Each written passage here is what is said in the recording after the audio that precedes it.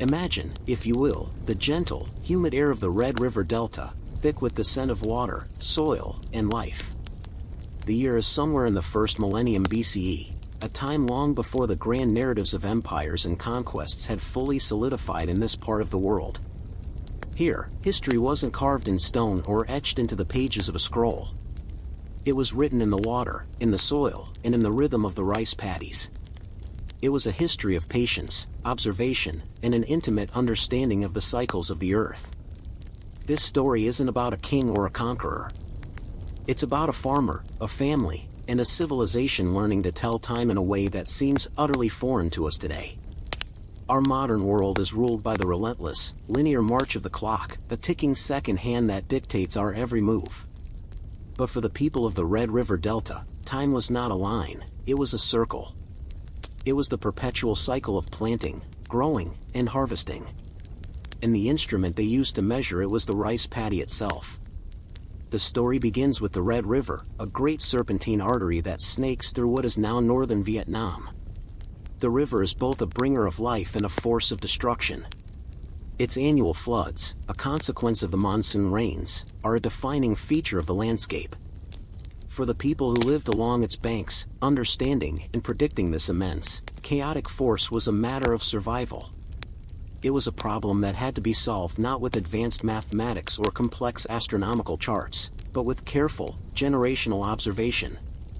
The solution they found was not a single invention, but a system of knowledge passed down through quiet, shared labor. The rice paddy was the heart of this system. It was more than just a field for growing food, it was a living calendar, a clock, and a weather station all in one. The changing water levels in the paddy, the subtle shifts in the color of the rice plants, the arrival and departure of certain insects, all were tiny hands on this great, natural clock. Consider the act of transplanting rice seedlings. It was a painstaking process, often done by hand, with the farmers standing knee-deep in mud and water. But this wasn't just a chore. It was a ritual, a marker of the season. The timing had to be perfect. Plant too early, and the young seedlings would be drowned by the sudden rise of the river. Plant too late, and they would wither in the intense sun before the next rains arrived. The window of opportunity was narrow, and it was dictated not by a schedule, but by the state of the paddy. The elders would look at the water level, feel the warmth of the air, and watch the migration of birds. They would then give the signal to begin. This was the first of many such moments. The growth of the rice itself was a measure of time. From the moment the seedlings were transplanted until the moment the stalks turned a rich, golden color, a specific number of days would pass. The farmers knew this rhythm instinctively. They didn't need a calendar to know when to expect the harvest, the plants themselves were the calendar. This deep, intimate connection to the natural world created a different kind of society, one built on observation and patience rather than speed and efficiency. The rhythm of life was slow and deliberate, a mirror of the slow, deliberate growth of the rice. Their concept of time was tied to the Earth's cycles, to the rising and falling of the sun, the phases of the moon, and the ebb and flow of the river. It was a timekeeping system that was deeply personal and communal, shared among the villagers through shared experience and tradition. The social structure of these early Vietnamese communities was built around this cyclical view of time. Everything from festivals to marriages was timed to the agricultural calendar. The harvest festival wasn't just a celebration of abundance, it was the end of a temporal cycle, a moment to reflect on the year gone by and prepare for the one to come. Even the stories they told were rooted in this cyclical narrative, with themes of renewal and rebirth echoing the seasons. But the Red River Delta was also a place of great uncertainty. The floods, while essential for the fertile soil, were unpredictable and could wipe out an entire season's work in a single night. This constant threat forced the communities to be resilient and adaptable. They developed complex irrigation systems, networks of canals and dikes that were both a marvel of engineering and a testament to their deep understanding of the land. These systems were not just about managing water, they were another layer of their timekeeping system, a way of manipulating the flow of the seasons to their advantage. The maintenance of these dikes was a year-round task, a continuous effort that reinforced the communal nature of their society and their relationship with the river. The story of the rice paddies and their silent clocks is not just a tale of ancient agriculture. It's a story about a fundamentally different way of existing in the world. It's about a people who found meaning not in the relentless pursuit of progress, but in the quiet, steady rhythm of the land. They learned to read the subtle signs of nature, to listen to the whisper of the wind and the gurgle of the water, and in doing so, they created a society that was in deep, harmonious alignment with its environment. As we consider this ancient way of life, we might ask ourselves, what was it like to live in a world without the urgency of the clock? What was it like to measure a day not in hours and minutes, but in the progress of a rice stalk from green to gold? And how did this unique sense of time shape not just their daily lives, but their very understanding of themselves and their place in the universe? The story deepens as we move from the general rhythm of the paddies to the specific tools of this timekeeping. The first section painted a picture of a society where time was cyclical and tied to the land. Now, let's get into the mechanics of it. The unseen clock of the Red River Delta was not a single instrument, but a complex tapestry of shared knowledge and physical markers. It was a kind of communal technology, one that was developed and maintained not by a single inventor, but by generations of farmers working in concert with their environment. One of the most crucial elements of this system was the water clock, but not in the way we might imagine. It wasn't a crafted vessel with a slow drip. Instead, it was the very water level of the rice paddy itself. In the weeks leading up to the transplanting of the seedlings, the farmers would observe the water. The height of the water in the canals and paddies served as a direct indicator of the monsoon's progress. They knew, through centuries of observation, that when the water reached a certain level on a nearby rock or dike, the first planting window was approaching. This was a direct, visual, and tangible signal, a kind of natural marker on a giant calendar. This wasn't an exact science, of course. The floods could come early or late. But the farmers were not looking for precision, they were looking for patterns. The subtle changes in the water's color, from a cloudy brown to a clearer, more silty hue, could signal a change in the river's current and the approach of the next phase of the season. They didn't need a forecast from a distant oracle or a king, the river itself was their oracle. Another subtle but vital component of this timekeeping system was the phenology of the surrounding plant life. Beyond the rice, the farmers observed the flowering of certain wild plants and the shedding of leaves from specific trees. These plants were, in effect, biological clocks. They acted as a kind of a living almanac. The blossoming of a particular variety of water lotus, for instance, might signal the precise moment to weed the paddies for the first time. The withering of another type of grass could mean it was time to prepare for the harvest. This knowledge was passed down not through books, but through stories and proverbs, whispered from elder to child while working in the fields. The community's labor was also a form of timekeeping. The year was divided not into months, but into periods of collective work. There was the period of preparing the dikes, the period of transplanting the seedlings, the period of weeding, and the period of harvesting. The rhythm of the work was a social rhythm. When one family began the task, it signaled to their neighbors that it was time to begin as well. This shared effort created a sense of temporal unity, where everyone was moving to the same beat, a beat dictated by the sun, the soil, and the growth of the rice. Consider the act of building a dike. It was a massive, communal undertaking. Hundreds of people would work together, moving earth and packing it into a wall that could withstand the coming floods. This wasn't just a physical act, it was a temporal marker. The completion of the dike meant the first and most dangerous part of the year had been managed. It was a point in time, a transition from a season of defense to a season of growth. The physical structure of the dike itself became a monument to this moment, a testament to the community's collective effort and its passage through the seasons. The celestial movements were also part of this clock, but they were interpreted through a different lens.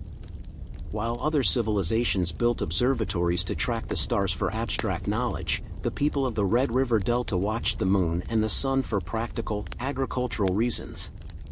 The phases of the moon influenced the tides and the river's flow, affecting the paddies directly. The position of the sun in the sky at different times of the year determined the length of the days, which in turn affected the growth of the rice. They didn't need to know the name of a constellation, They simply needed to know its position relative to the horizon to understand the season. The sky was not a detached realm of gods and myths, it was an active participant in their daily lives, a cosmic partner in the great work of farming. This intricate, interconnected system of timekeeping reveals a deep and intimate relationship between humanity and nature. It was a relationship built on observation, respect, and a kind of silent communication. The farmers of the Red River Delta didn't try to dominate their environment, they sought to understand it, to move with its rhythms rather than against them.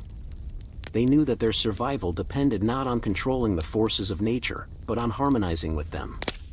The system was also incredibly resilient. Unlike a mechanical clock, which could break or be lost, this system was embodied in the landscape itself.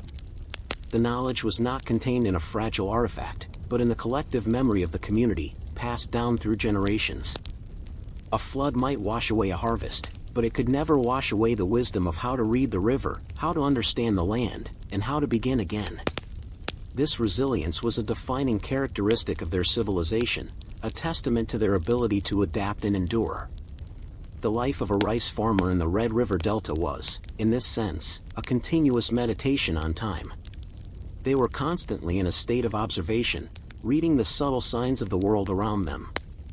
It was a life of slow, deliberate action, a stark contrast to the rushed pace of our modern world. But it was a life that was deeply connected, a life where every action, every observation, had a purpose and a place in the great cycle of existence. We can see now that the rice paddies were far more than just fields. They were a sophisticated and elegant system of timekeeping, a kind of living clock that kept a civilization in harmony with its environment. But what happened when this harmony was disrupted?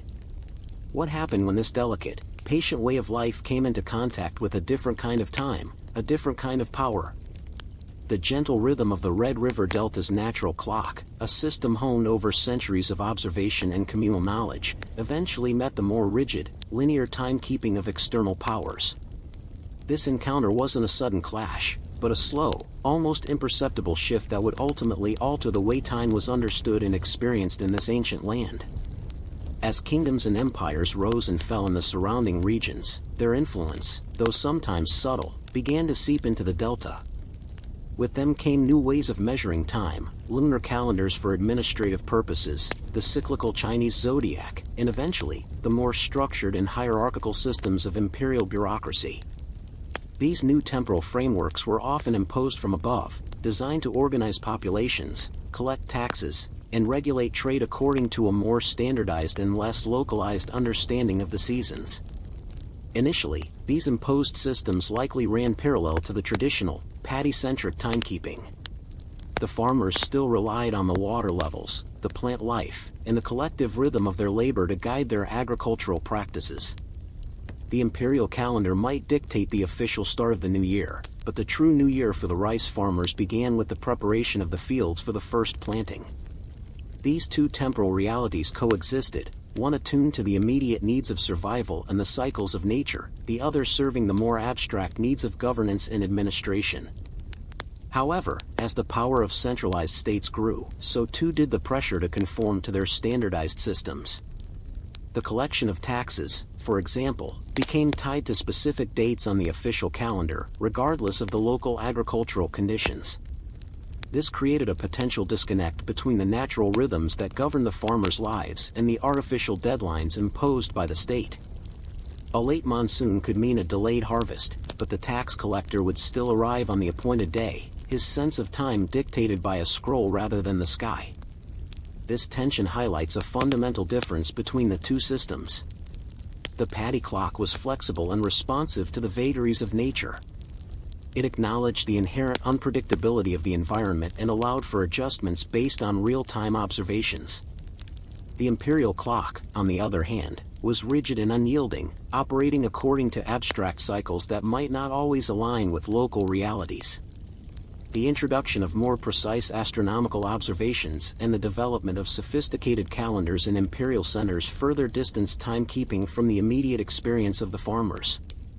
While these advancements brought a new level of accuracy to the measurement of celestial cycles, they also created a sense of detachment. time became something calculated by scholars and astronomers, rather than something lived and experienced directly through the land. The impact of this shift was not just practical, it was also cultural. The stories and traditions that were once deeply intertwined with the agricultural cycle began to lose some of their prominence. The significance of specific natural events as temporal markers diminished as people became more reliant on the abstract dates of a calendar. The shared communal experience of observing the land and coordinating labor according to its rhythms started to be subtly eroded by the imposition of a more uniform and individualistic sense of time. Yet, the wisdom embedded in the paddy clock did not disappear entirely. Even as external systems gained influence, the deep understanding of the land and its cycles remained crucial for the survival of the agricultural communities. Farmers continued to observe the water levels, the plants, and the weather patterns, integrating this traditional knowledge with the dictates of the official calendar.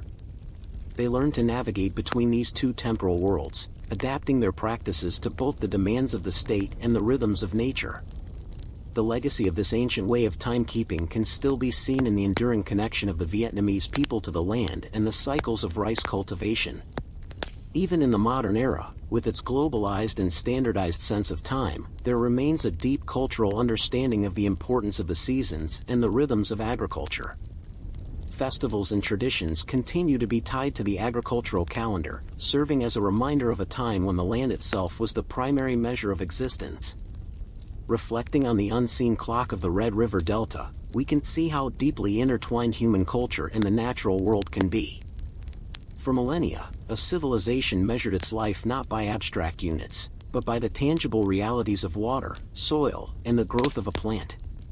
This system, born out of necessity and nurtured by generations of observation, offers a fascinating counterpoint to our modern obsession with precision and standardization. It reminds us that time is not just a linear progression, but also a cyclical phenomenon, deeply connected to the earth and its rhythms. And perhaps, in our increasingly fast-paced world, there is still something to be learned from the patient wisdom of the rice paddies and the unseen clock that once governed the lives of those who lived in harmony with their land. The history of ancient China is often told through the grand deeds of emperors, the sweeping battles of dynasties, and the wisdom of philosophers. But the very foundation of this civilization, its ability to feed and sustain its vast population, rested on a far less dramatic but infinitely more crucial task: mastering the immense, unpredictable power of water. Our story is not of a king, but of a quiet, methodical man whose name is largely forgotten, yet whose work created the blueprint for one of history's most enduring hydraulic systems. This is the story of Li Bing, and how he tamed the mighty Min River. The year is approximately 256 BCE, during the Warring States period, a time of constant strife and political turmoil. Li Bing was appointed by King Zhaoxiang of Qin to serve as the governor of the Shu region, an area of modern-day Sichuan province. The Shu Plain was a land of incredible fertility, but it was also a land of immense danger. The Min River, a major tributary of the Yangtze, flowed down from the mountains with a ferocity that was both a blessing and a curse. During the dry season, the region suffered from crippling droughts. But in the wet season, the river would swell into a torrent, flooding the fields and washing away entire villages, taking with them the lives and livelihoods of thousands. The Min River was an unpredictable god, and the people lived in fear of its wrath. The problem was immense and had plagued the region for centuries. Previous attempts to control the river had failed, often with catastrophic results. The prevailing wisdom was to appease the river god with rituals and sacrifices, or to simply build higher and higher levees in a desperate and often futile attempt to hold back the floodwaters. But Li Bing, a man of practical mind and keen observation, had a different philosophy. He believed that the river could not be fought, but that it could be understood and guided. He saw the Min River not as a god to be appeased, but as a force of nature with its own logic, a logic that could be harnessed for human benefit. Li Bing's plan was radical. He proposed building a massive irrigation system known as the Dujianjian irrigation system. This was not a single dam to hold back the river, which had proven to be a disastrous strategy in the past. Instead, it was a multifaceted project designed to work with the river's natural flow. His vision was to split the river into two channels, one to divert the floodwaters safely away, and another to provide a steady, manageable flow for irrigation and navigation. The first step of the project was to create a massive artificial levee, a curved wall of stones and soil known as the fish mouth. This structure was designed to split the river into an inner and outer channel. The inner channel, the main artery of the system, was meant for irrigation, while the outer channel was for the floodwaters. It was a simple yet brilliant design, a perfect example of what is known as following the water's nature. Li Bing understood that the Min River carried a massive amount of silt. He knew that if the inner channel was too wide or too narrow, it would either clog with sediment or fail to provide enough water. The engineering challenges were enormous. The technology of the time was rudimentary. There were no modern tools, no heavy machinery. Everything had to be done by hand, with the most basic of instruments. Li Bing's team used a simple but effective technique. They would fill large, sausage-shaped bamboo cages with stones and drop them into the river to form the foundation of the levee. This method was slow and laborious, but it was incredibly effective at withstanding the river's powerful current. The people worked for years, driven by the promise of a future free from the cycle of drought and flood. Li Bing's genius was not just in his engineering, but in his leadership. He meticulously supervised every aspect of the project, often working alongside the laborers. He didn't issue commands from a distance. He was on the ground, his feet in the mud, directing the work and ensuring that every stone was placed with precision. He understood that this was not just a construction project, but a social and political one. He had to convince a skeptical population that his radical plan would work, and he did so through his unwavering commitment and tireless example. The construction of the fish mouth and the subsequent channels was a monumental task that spanned over a decade. It was a testament to human resilience and ingenuity, a quiet struggle against the overwhelming power of nature. But this was only the first part of the plan. The next phase involved an even more audacious feat of engineering, cutting a channel through a mountain to ensure the inner river's flow.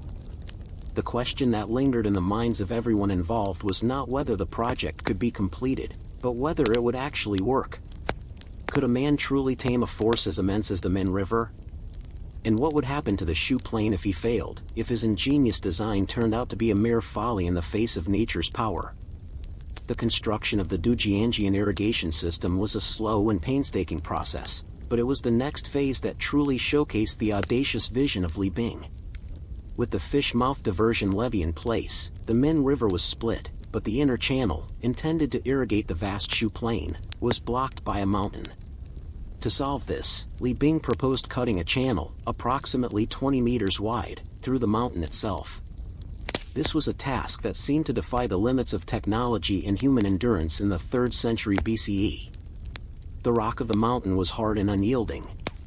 The laborers couldn't simply chisel it away. They had to use a method of heating and cooling the rock to make it brittle.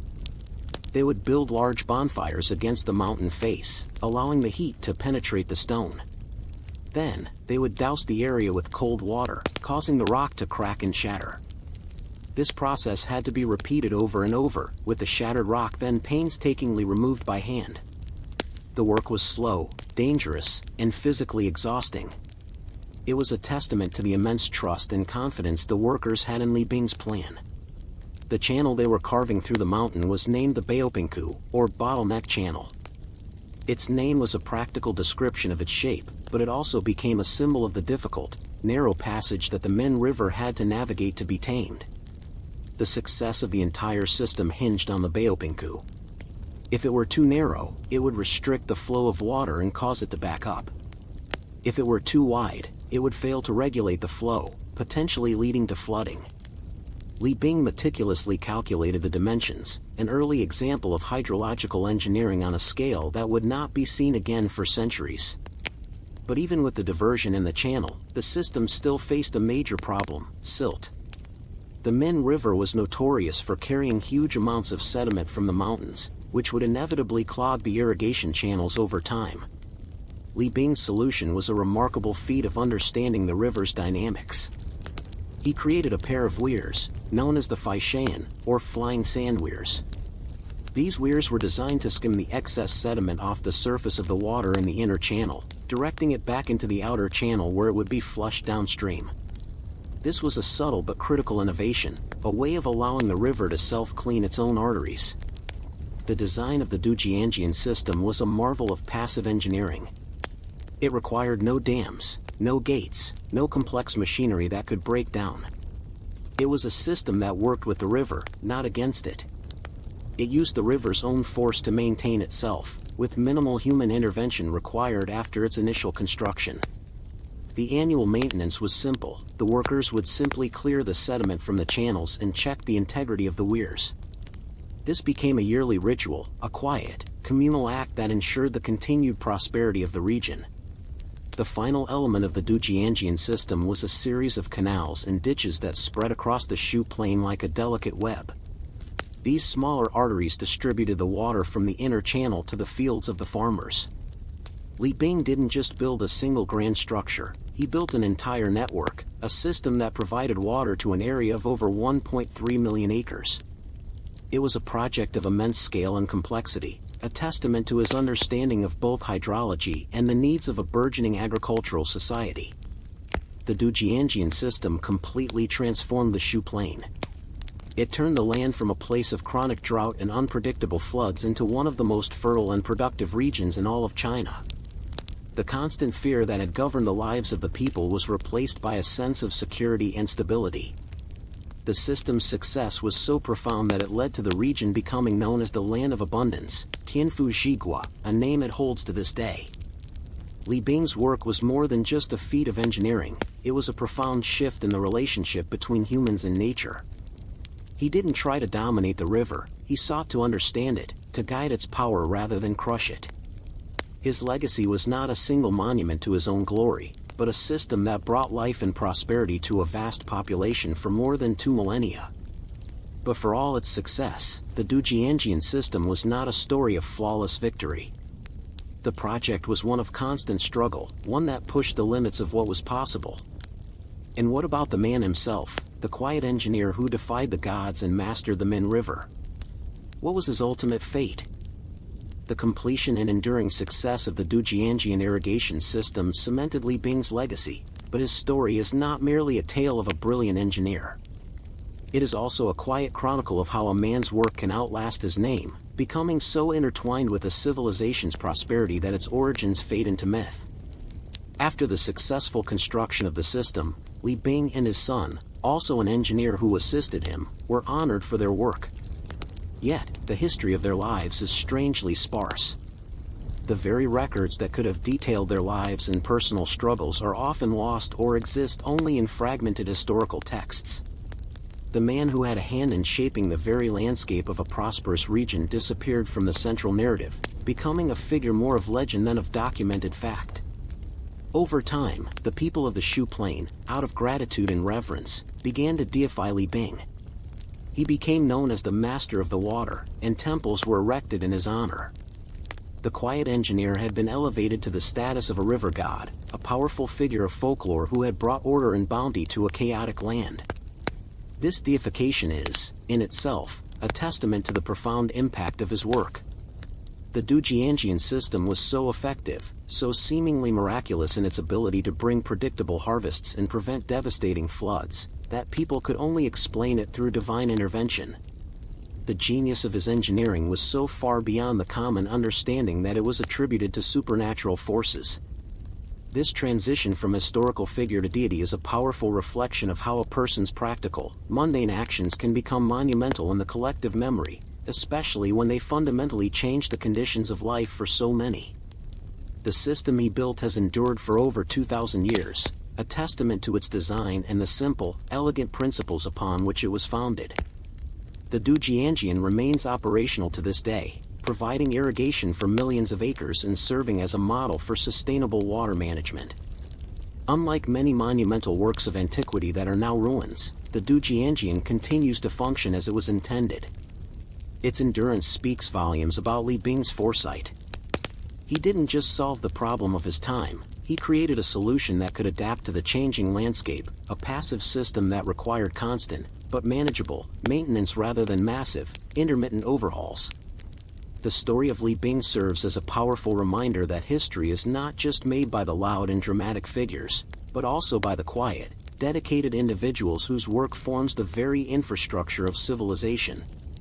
The enduring prosperity of the Shu plain is a direct result of his efforts, and his principles of working with nature rather than against it continue to hold relevance in our modern world, where we often struggle with the same fundamental challenges of managing water resources.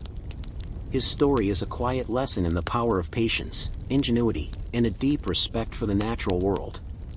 While the names of the emperors he served have faded for many, the effects of his work are still felt every day by the people who live and farm on the land he so masterfully shaped. It is a humble, yet profound, legacy, built not on conquest or power, but on the simple, vital act of bringing water to the people. We often think of the Roman Empire in terms of its grand monuments, the Colosseum, the aqueducts, the great roads that stretched across continents. We envision legions marching, emperors delivering decrees, and senators debating in marble halls. But behind this monumental facade, the very lifeblood of the empire was not its military might or its political genius, but its vast, complex, and surprisingly mundane bureaucracy. This story isn't about the power of the emperor, but the quiet, persistent work of the scribes whose meticulous record-keeping preserved the economic stability of the empire, one dull document at a time. Imagine a small, dusty room in a provincial Roman town in the 2nd century CE. The air is thick with the scent of papyrus, ink, and stale oil from the lamps.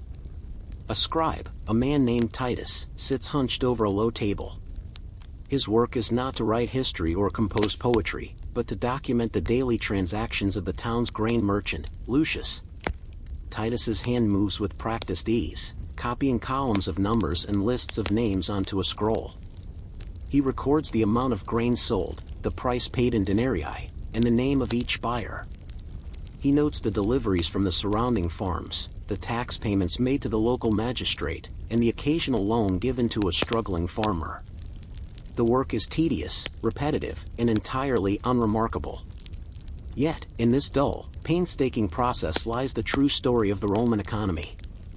The empire was not a single, monolithic entity. It was a sprawling network of towns, provinces, and trade routes, all connected by a web of commerce.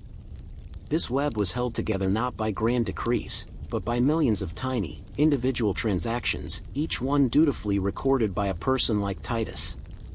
These humble records, copied and stored in the archives, were the silent, invisible infrastructure that made the empire function.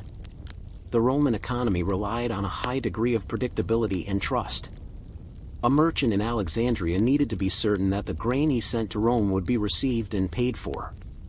A farmer in Gaul needed to know that the tax collector's records were accurate and wouldn't lead to him being unfairly charged. This trust was built on a foundation of documented evidence. The scribes were the guardians of this trust. They were the human memory of the marketplace, the compilers of the unglamorous facts that prevented disputes, ensured fair trade, and made a far-flung, diverse economy possible.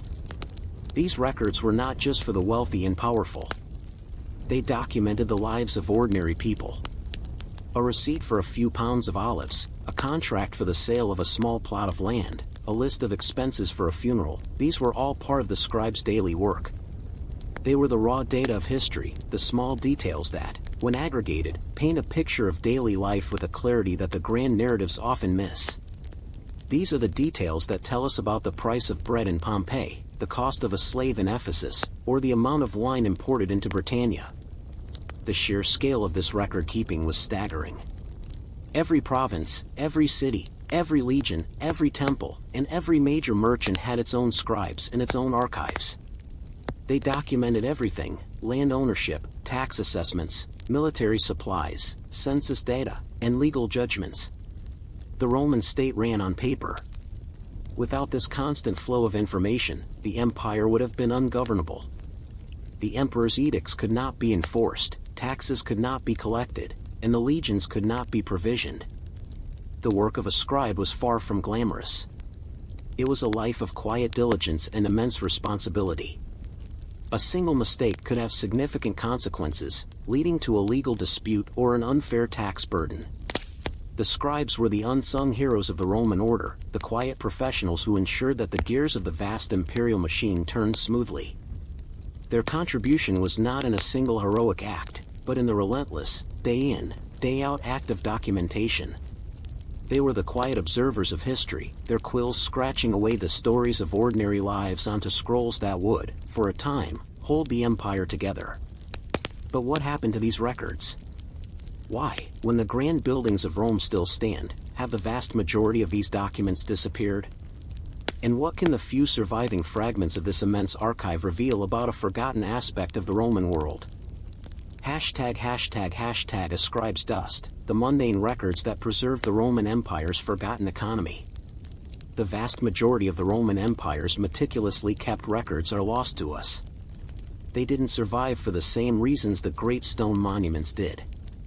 Papyrus, the primary medium for these records, is fragile. It is susceptible to fire, rot, and the slow, inexorable decay of time. When the Roman state began to fracture and the bureaucratic infrastructure crumbled, there was no one left to maintain the vast archives. The scrolls were left to molder in humid climates, consumed by insects, or simply discarded as the information they contained lost its immediate relevance. The empire's great economic memory was not destroyed in a single cataclysmic event, but rather dissolved over centuries in a quiet process of neglect and decay. This is why the few surviving documents are so valuable. They are like small, isolated windows into a world we can only otherwise glimpse through grander historical narratives. The most significant of these finds come from arid regions, particularly Egypt, where the dry climate preserved papyri and ostraca, pottery shards used for notes, from the elements. The Fayum papyri are a prime example.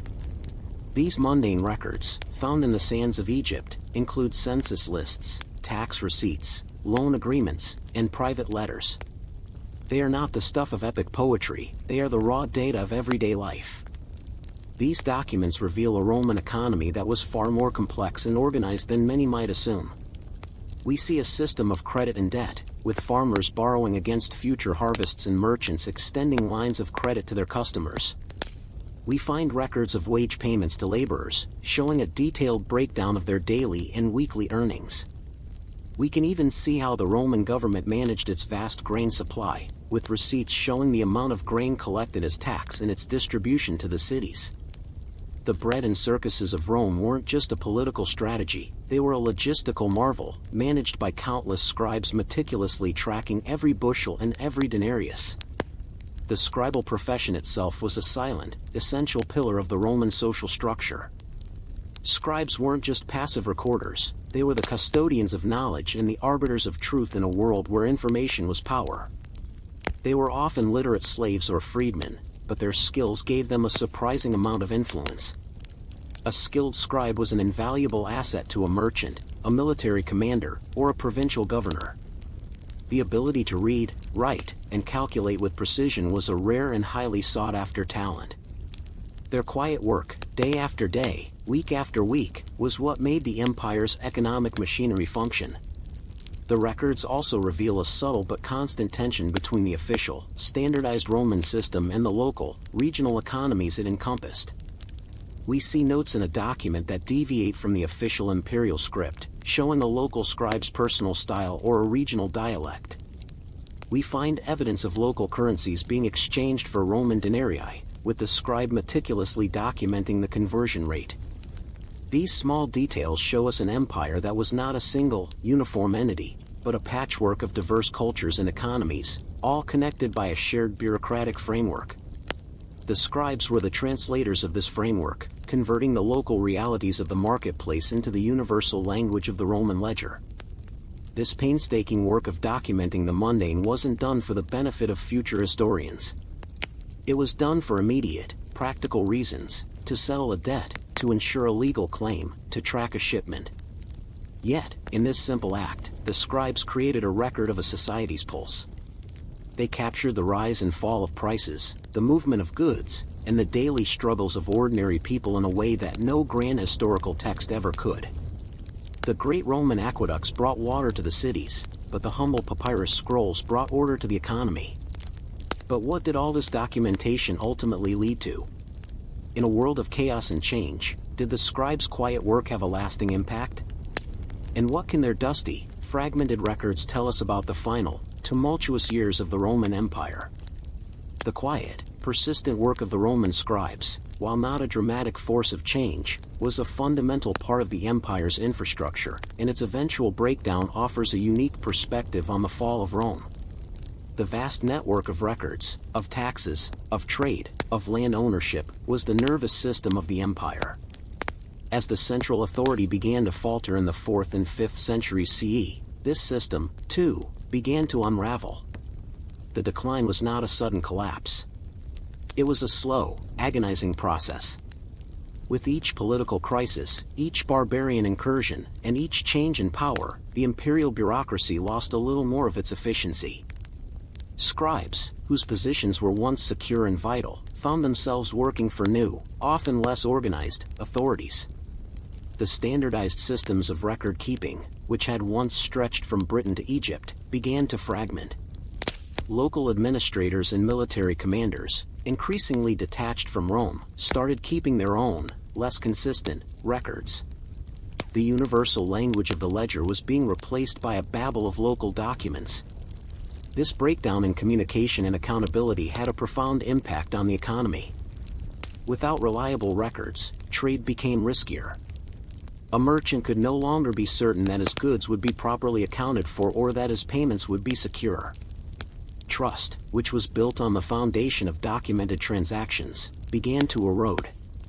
The ability to collect taxes from a vast and diverse population became nearly impossible, as the central government could no longer accurately assess who owed what. The legions, once provisioned with grain and supplies tracked by scribes, now had to resort to plundering and forced requisitions to feed themselves, further destabilizing the very provinces they were meant to protect. The disappearance of these records was not just a historical tragedy, it was a symptom of the empire's economic decay. It showed a civilization losing its ability to organize and manage itself on a large scale. As the scrolls and papyri were left to crumble, so too did the intricate economic system they represented. The fall of Rome wasn't just a military or political event, it was a bureaucratic one, a quiet failure of administration that made the empire ungovernable. Yet, a small part of this scribal legacy endured. In the East, the Byzantine Empire continued many of the Roman administrative traditions, and its archives provide a vital link to the systems of the past. The Catholic Church, too, with its own need for a powerful administrative structure, adopted and adapted many Roman practices, including the meticulous keeping of records. Monasteries became centers of learning and record keeping, quietly preserving the skills of literacy and documentation through the tumultuous early Middle Ages. The very concept of a central, written record, so crucial to the Roman state, was thus passed on to the medieval world, albeit in a fragmented and localized form. The humble scribe, hunched over his work in a dusty room, represents an essential, if unglamorous, aspect of the Roman Empire's rise and fall. His work was not about glorious victories or imperial power, it was about the mundane details that held a vast civilization together. In the end, the fate of his documents mirrored the fate of the empire. They were both a testament to a magnificent, intricate order that, for a time, made the world function, and a quiet witness to its slow, inevitable decline. The scribe's dust is a powerful reminder that history is not just about the extraordinary, but also about the quiet, persistent work of ordinary people. When we think of medieval Europe, our minds might conjure images of knights, castles, and great cathedrals. But the true engine of the medieval economy was not the steel of a sword or the stone of a fortress, it was a simple, common mineral, salt. This story is not about kings or empires, but about a commodity so vital that it shaped the very geography of trade, carving out salt roads that connected disparate regions and laid the foundations for modern commerce. This is a story about how a mundane necessity, a substance so ordinary we barely notice it today, was once a source of immense wealth, conflict, and silent, enduring influence. Imagine the world of the 10th to 14th century CE. There were no refrigerators, no freezers, and no canning factories. The preservation of food was a matter of survival. Salt was the primary method of preservation, a substance that made it possible to store meat and fish for long periods, providing sustenance through the lean winter months. It was also essential for tanning hides, making ceramics, and even for certain medicinal purposes. Salt was not a luxury, It was a non-negotiable part of daily life. Because of this critical need, the control of salt production and its trade became incredibly valuable. The richest salt mines and salt pans were not just economic assets, they were strategic national resources. One of the most significant of these was the Lüneburg Salt Works in northern Germany. For centuries, this one site produced a vast amount of the salt used across northern Europe, and its prosperity was the engine that drove the powerful Hanseatic League, a confederation of merchant guilds and market towns that dominated trade in the Baltic and North Seas. The wealth of Lüneburg was so immense that its salt was known as white gold. The salt from Lüneburg didn't just appear in distant towns. It had to be transported, often over long distances, through forests and across rivers. The routes taken by the merchants and their wagons became known as the Old Salt Road, Alte Salzstrasse. This was not a single, paved highway like a Roman road, but a series of interconnected paths, river crossings, and villages that developed around the trade. The journey was slow and dangerous, fraught with the risk of banditry and the ever-present threat of bad weather. The merchants who plied this route were hardened professionals, and the villages that sprang up along the way were sustained by the constant flow of goods and people. The trade was meticulously organized. At specific points along the road, there were toll stations, where local lords and princes would collect a fee on the passing salt wagons. These tolls were a major source of revenue for many rulers, and controlling a key stretch of the Salt Road was a source of immense political power. The sheer volume of this trade is hard to grasp. In a single year, hundreds of thousands of tons of salt were transported across these roads, a silent river of white crystals flowing from producer to consumer. The influence of salt wasn't limited to the land. In the coastal regions, the fishing industry was entirely dependent on a steady and affordable supply of salt. Without it, the vast herring catches of the North Sea could not be preserved and sold to the inland markets of Europe. The salt trade, therefore, created a powerful link between the seafarers and the overland merchants, forging a network of commerce that stretched from the freezing waters of the North Sea to the bustling markets of Central Europe. This silent, persistent trade in a common mineral was the lifeblood of a continent. It dictated alliances, fueled economies, and gave rise to powerful merchant guilds. But while salt was the engine of this trade, it was also the source of simmering tensions. The control of these vital routes and sources of production was a constant point of contention. The power and prosperity that came with white gold were fiercely guarded. How did the control of this simple mineral lead to bitter rivalries and conflicts between cities? And what happened when a single, powerful entity tried to monopolize the salt supply, forever changing the course of a major European rivalry? The control of the salt trade was a constant source of friction, a simmering conflict beneath the surface of medieval European politics. The most famous example of this was the intense rivalry between two powerful northern German cities, Lübeck and Hamburg. While both cities were part of the Hanseatic League and benefited from the salt trade, they were also competitors, each vying for a greater share of the immense profits. Lübeck, positioned on the Baltic Sea, wanted to be the primary port for the salt trade, while Hamburg, on the North Sea, sought the same dominance. The rivalry over salt became a defining feature of their relationship. The key to controlling the salt trade was not just the source, like the mines of Lüneburg, but the transportation routes. The most efficient way to move the salt from Lüneburg to the sea was by a combination of land and water routes. The Old Salt Road ended near Lübeck, giving that city a distinct advantage. However, Hamburg had its own route, which involved transporting the salt by land to the Elbe River and then shipping it to the North Sea. The competition was a fierce one, fought not with swords, but with tolls, taxes, and trade agreements. This rivalry came to a head in the 14th century, when the Hanseatic League's power reached its zenith. Lübeck, as the unofficial head of the league, sought to solidify its control over the salt trade. Its merchants had invested heavily in the infrastructure of the Old Salt Road and had established strong ties with the salt producers of Lüneburg. Hamburg, however, was not easily outmaneuvered. It used its position on the Elbe River to gain access to a wider network of trade routes, particularly with the English and Dutch markets, which were becoming increasingly important. The strategic importance of salt was not lost on the rulers of the era. The Danish king, Valdemar IV, in the 1360s, recognized that the control of the herring fisheries in the Baltic was directly tied to the supply of salt. He launched a series of campaigns against the Hanseatic League, specifically targeting their trade routes and control over the fishing industry. He understood that by disrupting the flow of salt, he could cripple the very foundation of the League's wealth. His actions, while seemingly a political conflict, were fundamentally a struggle over a mundane commodity. The Salt Road was therefore not just a path, it was a political battlefield. The small villages and towns along the route were the silent, forgotten pawns in a much larger game. Their economies rose and fell with the flow of salt wagons.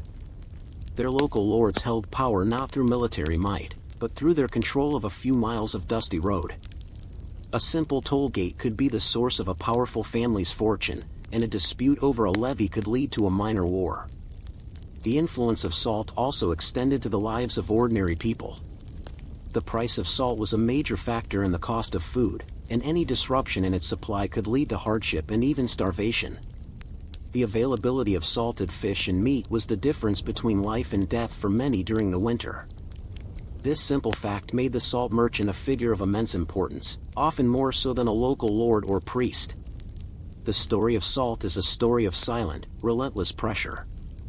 It was the constant, low-level force that shaped the landscape of medieval Europe, pushing merchants to seek out new routes, cities to form alliances, and rulers to wage wars.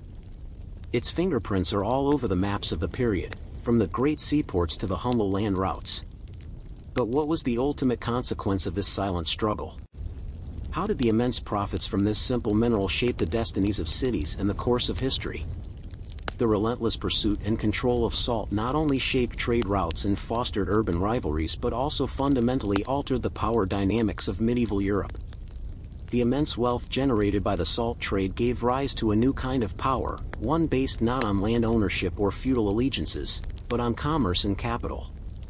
This shift was most visible in the rise of the Hanseatic League, a confederation of merchant guilds and market towns that was arguably the most powerful economic force in Northern Europe for centuries.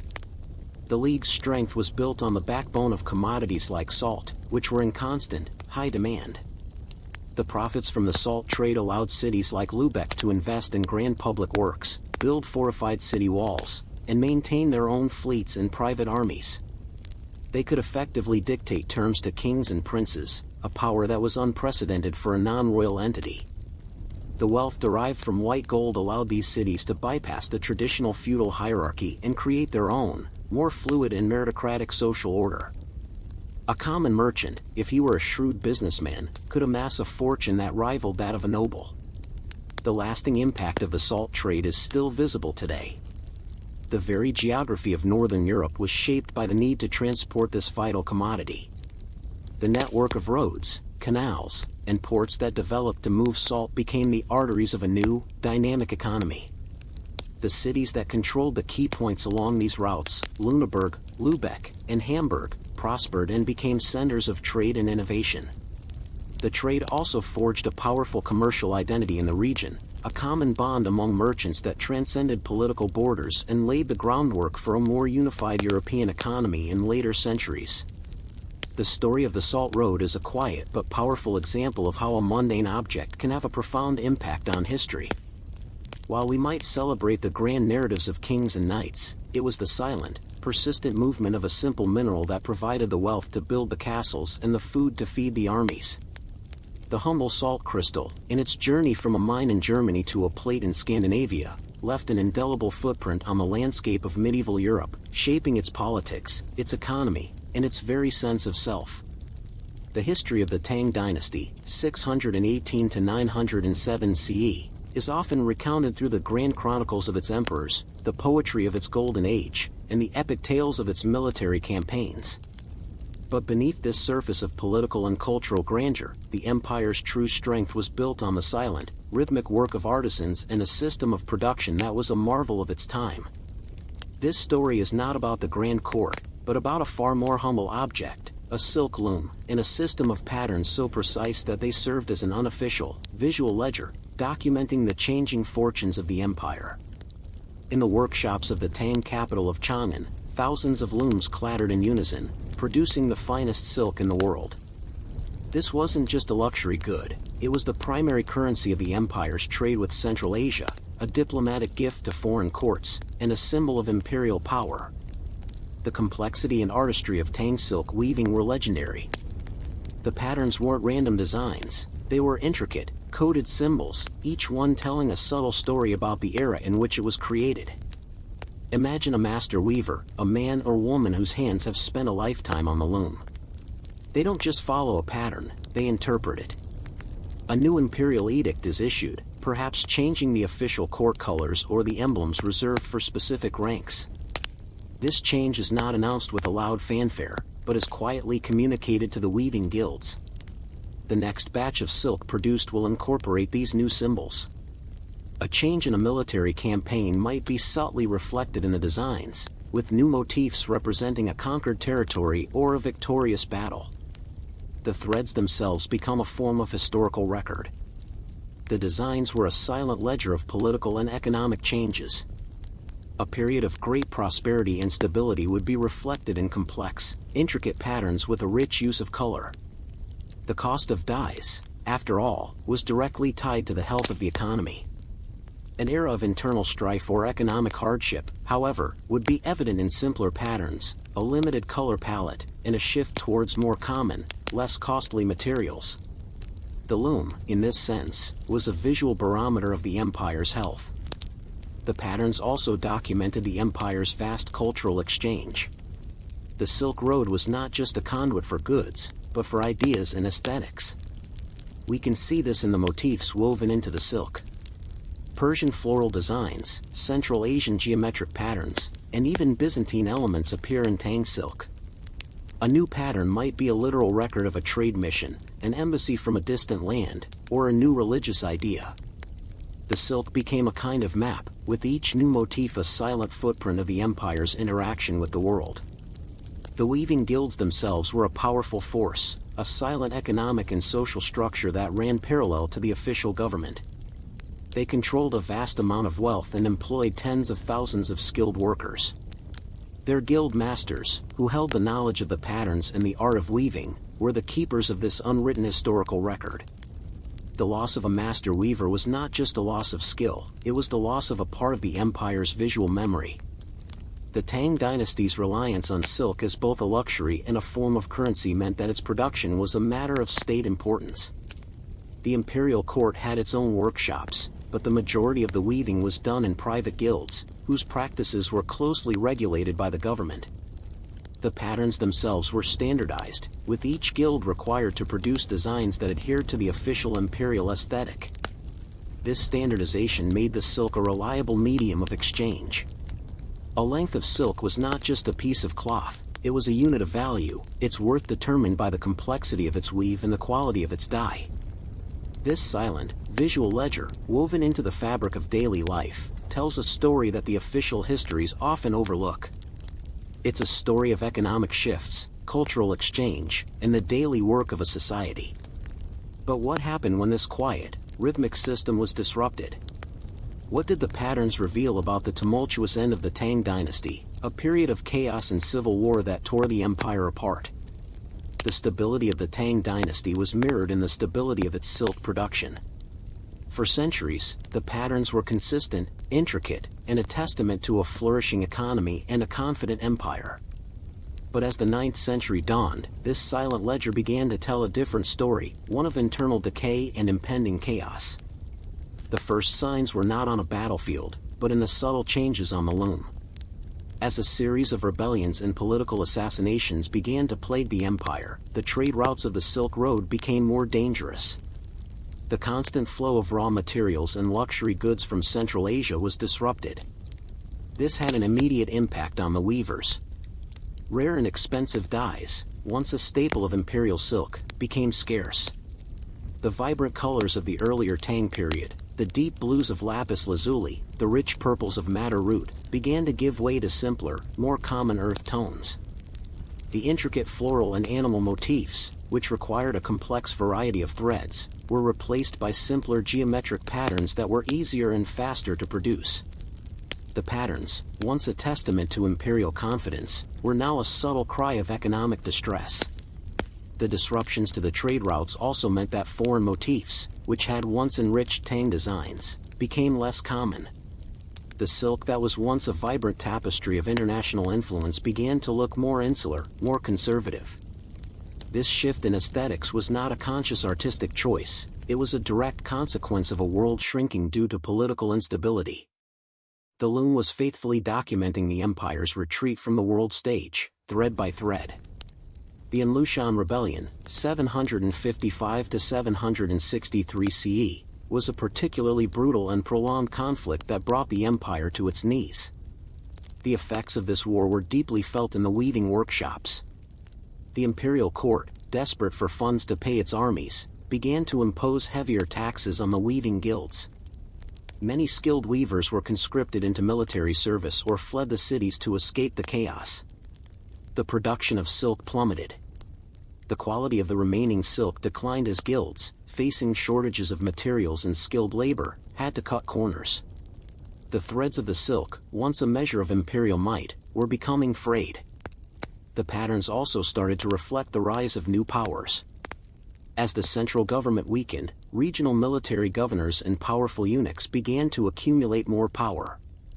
New, unofficial symbols and motifs emerged in the silk produced in their respective territories, a subtle visual declaration of their independence from imperial authority. The patterns, which had once been a standardized code of the imperial court, became a fragmented tapestry of regional ambitions. This was not a formal record of a political schism, but a quiet, visual one, woven into the very fabric of society. The silent ledger of the loom was documenting a profound historical transition. It was revealing a shift from a centralized, prosperous, and globally connected empire to a fractured, economically distressed, and inward-looking collection of regional powers. The silk, once a symbol of imperial unity, was now a mirror of the empire's fragmentation. This quiet, continuous record, created by the hands of countless anonymous artisans, tells a story that the grand historical narratives often miss. It is a story of economic hardship, cultural insularity, and political decay, all documented in the most humble and beautiful of ways. But what was the ultimate fate of this silent historical record? And how did the lessons learned from this period of decline shape the dynasties that followed? The final, tumultuous decades of the Tang dynasty saw the silent ledger of the loom turn from a record of decline into a symbol of a lost golden age. As the central government's control completely collapsed, the imperial workshops either closed down or were seized by regional warlords. The production of the magnificent, standardized Tang silk came to a halt. The complex patterns, once the universal currency of the empire, became fragmented and localized. Weaving traditions, once shared across vast distances, became confined to small, isolated workshops, each one producing a simpler, less refined version of the grand designs. The once coherent visual record of the empire dissolved into a collection of scattered, regional threads. This fragmentation of the silk patterns was a direct reflection of the political chaos known as the Five Dynasties and 10 Kingdoms period that followed the Tang's fall. The silk of this era was a kind of visual proof of the lack of a central authority.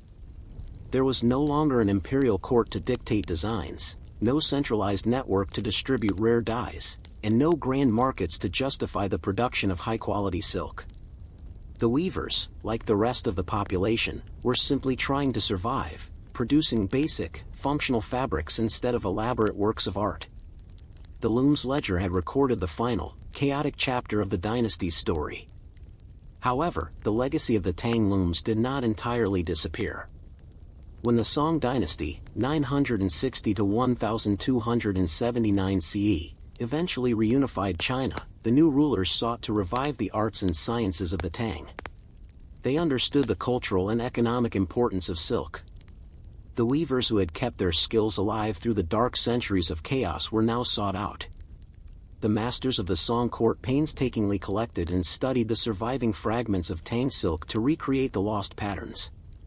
In doing so, they not only revived a craft but also quietly absorbed the lessons of the past. The Song dynasty's silk, while distinct in its own right, carried the echoes of its Tang predecessor, a subtle reminder of the dynasty that had risen and fallen before it. The story of the Loom's ledger is a poignant reminder that history is often recorded not just in written scrolls or grand monuments, but in the most mundane objects of daily life. The humble threads of a silk pattern documented an empire's prosperity and its decline, a silent witness to a golden age and its eventual collapse. It teaches us that to truly understand the past, we must look beyond the official narratives and listen to the quiet, persistent stories told by the objects left behind.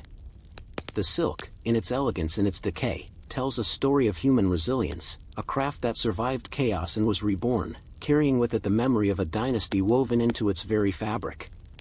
The name Library of Alexandria evokes a powerful image, a singular, monumental repository of all human knowledge, a beacon of learning that was tragically lost to a cataclysmic fire. This popular narrative, however, is a dramatic simplification. The real story is both more mundane and more profound. It is not about a single great loss, but about the quiet, persistent effort of a massive bureaucratic system, and the preservation of knowledge in the most unremarkable of places.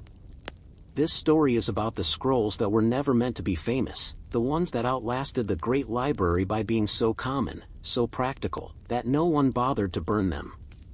We must first adjust our perception of the Library of Alexandria. It was not a single building, but a complex of institutions, including the Mouseion, or Temple of the Muses, and a vast collection of scrolls. Its purpose was not just to house books, but to facilitate research, translation, and scholarship. To achieve this, a massive, unglamorous apparatus was required, a system of scribes, clerks, and archivists whose sole job was to catalog, copy, and store documents.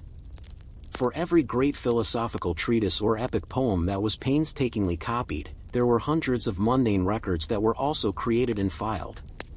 Imagine the daily life in Ptolemaic Alexandria in the 3rd century BCE. The city was a bustling hub of commerce and administration. Every ship that docked, every tax that was collected, every official decree that was issued had to be documented. This was the work of the royal scribes and the bureaucrats. These records were not kept in the Grand Library proper. They were stored in smaller, regional archives across the city and its surrounding territory. These were the libraries of the tax collectors, the military commanders, and the merchants. Their content was mind-numbingly dull: census lists, tax receipts, land surveys, and military rosters. They were the raw data of an empire, and they were everywhere. These administrative documents, written on fragile papyrus and stored in clay jars, were the invisible glue that held the Ptolemaic state together. They ensured that the government could function, that the army could be provisioned, and that the vast agricultural output of Egypt could be efficiently managed. The sheer volume of this material was staggering. While a few dozen grand scrolls might be housed in the main library, thousands upon thousands of these mundane documents were created every year, stored in dusty, forgotten rooms. The common perception of a single great fire destroying all knowledge is a myth.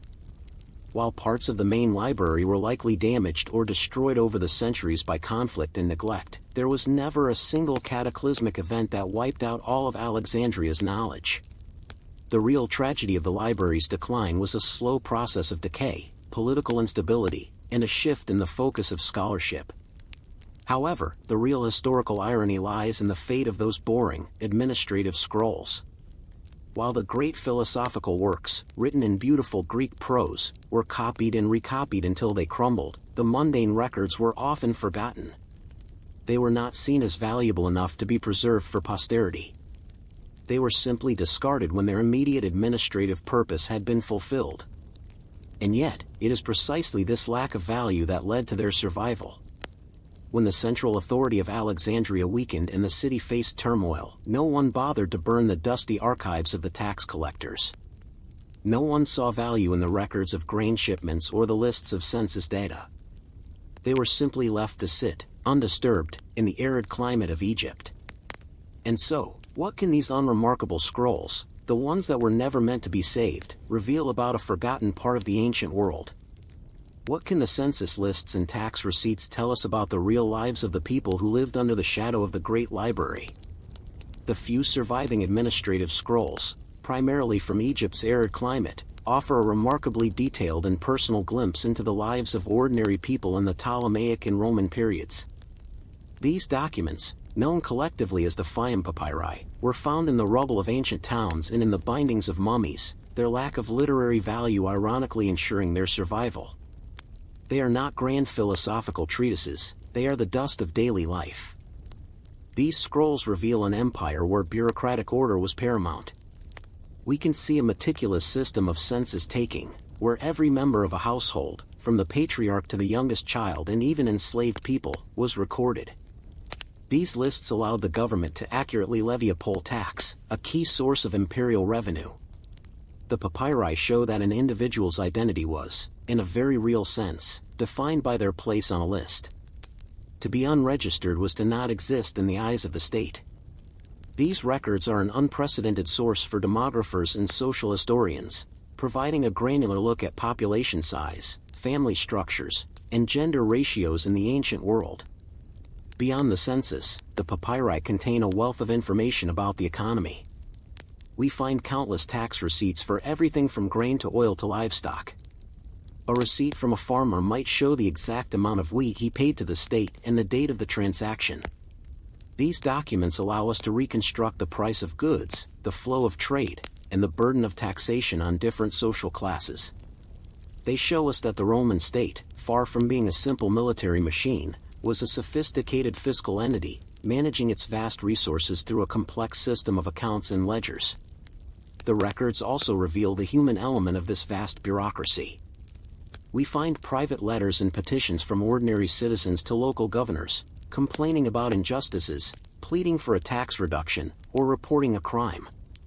A farmer might write a letter to the local administrator describing a dispute over a water canal, while a woman might petition for the return of property taken by a corrupt official. These are not the grand political struggles of emperors, but the quiet, personal battles of everyday people trying to navigate a vast, often impersonal, state. They are a poignant reminder that behind every official decree and grand pronouncement were countless individuals whose lives were directly affected by the slow, grinding work of bureaucracy. Perhaps the most fascinating aspect of these scrolls is how they preserve the human voice. The handwriting of a specific scribe, the colloquialisms of a particular region, the desperate tone of a man writing a petition, all of these details are preserved. We can almost hear the voices of the people who lived over 2,000 years ago, talking about their money, their families, and their struggles. The library's main collection, with its focus on grand philosophical and literary works, gave us the thoughts of the elite. But these humble scrolls, the ones that were never meant to be preserved, give us the feelings and realities of the masses. They are a true library of the people. The irony is not lost on a modern historian. The books and scrolls that were most valued, the poetry, the philosophy, the histories, were copied and recopied until they were lost.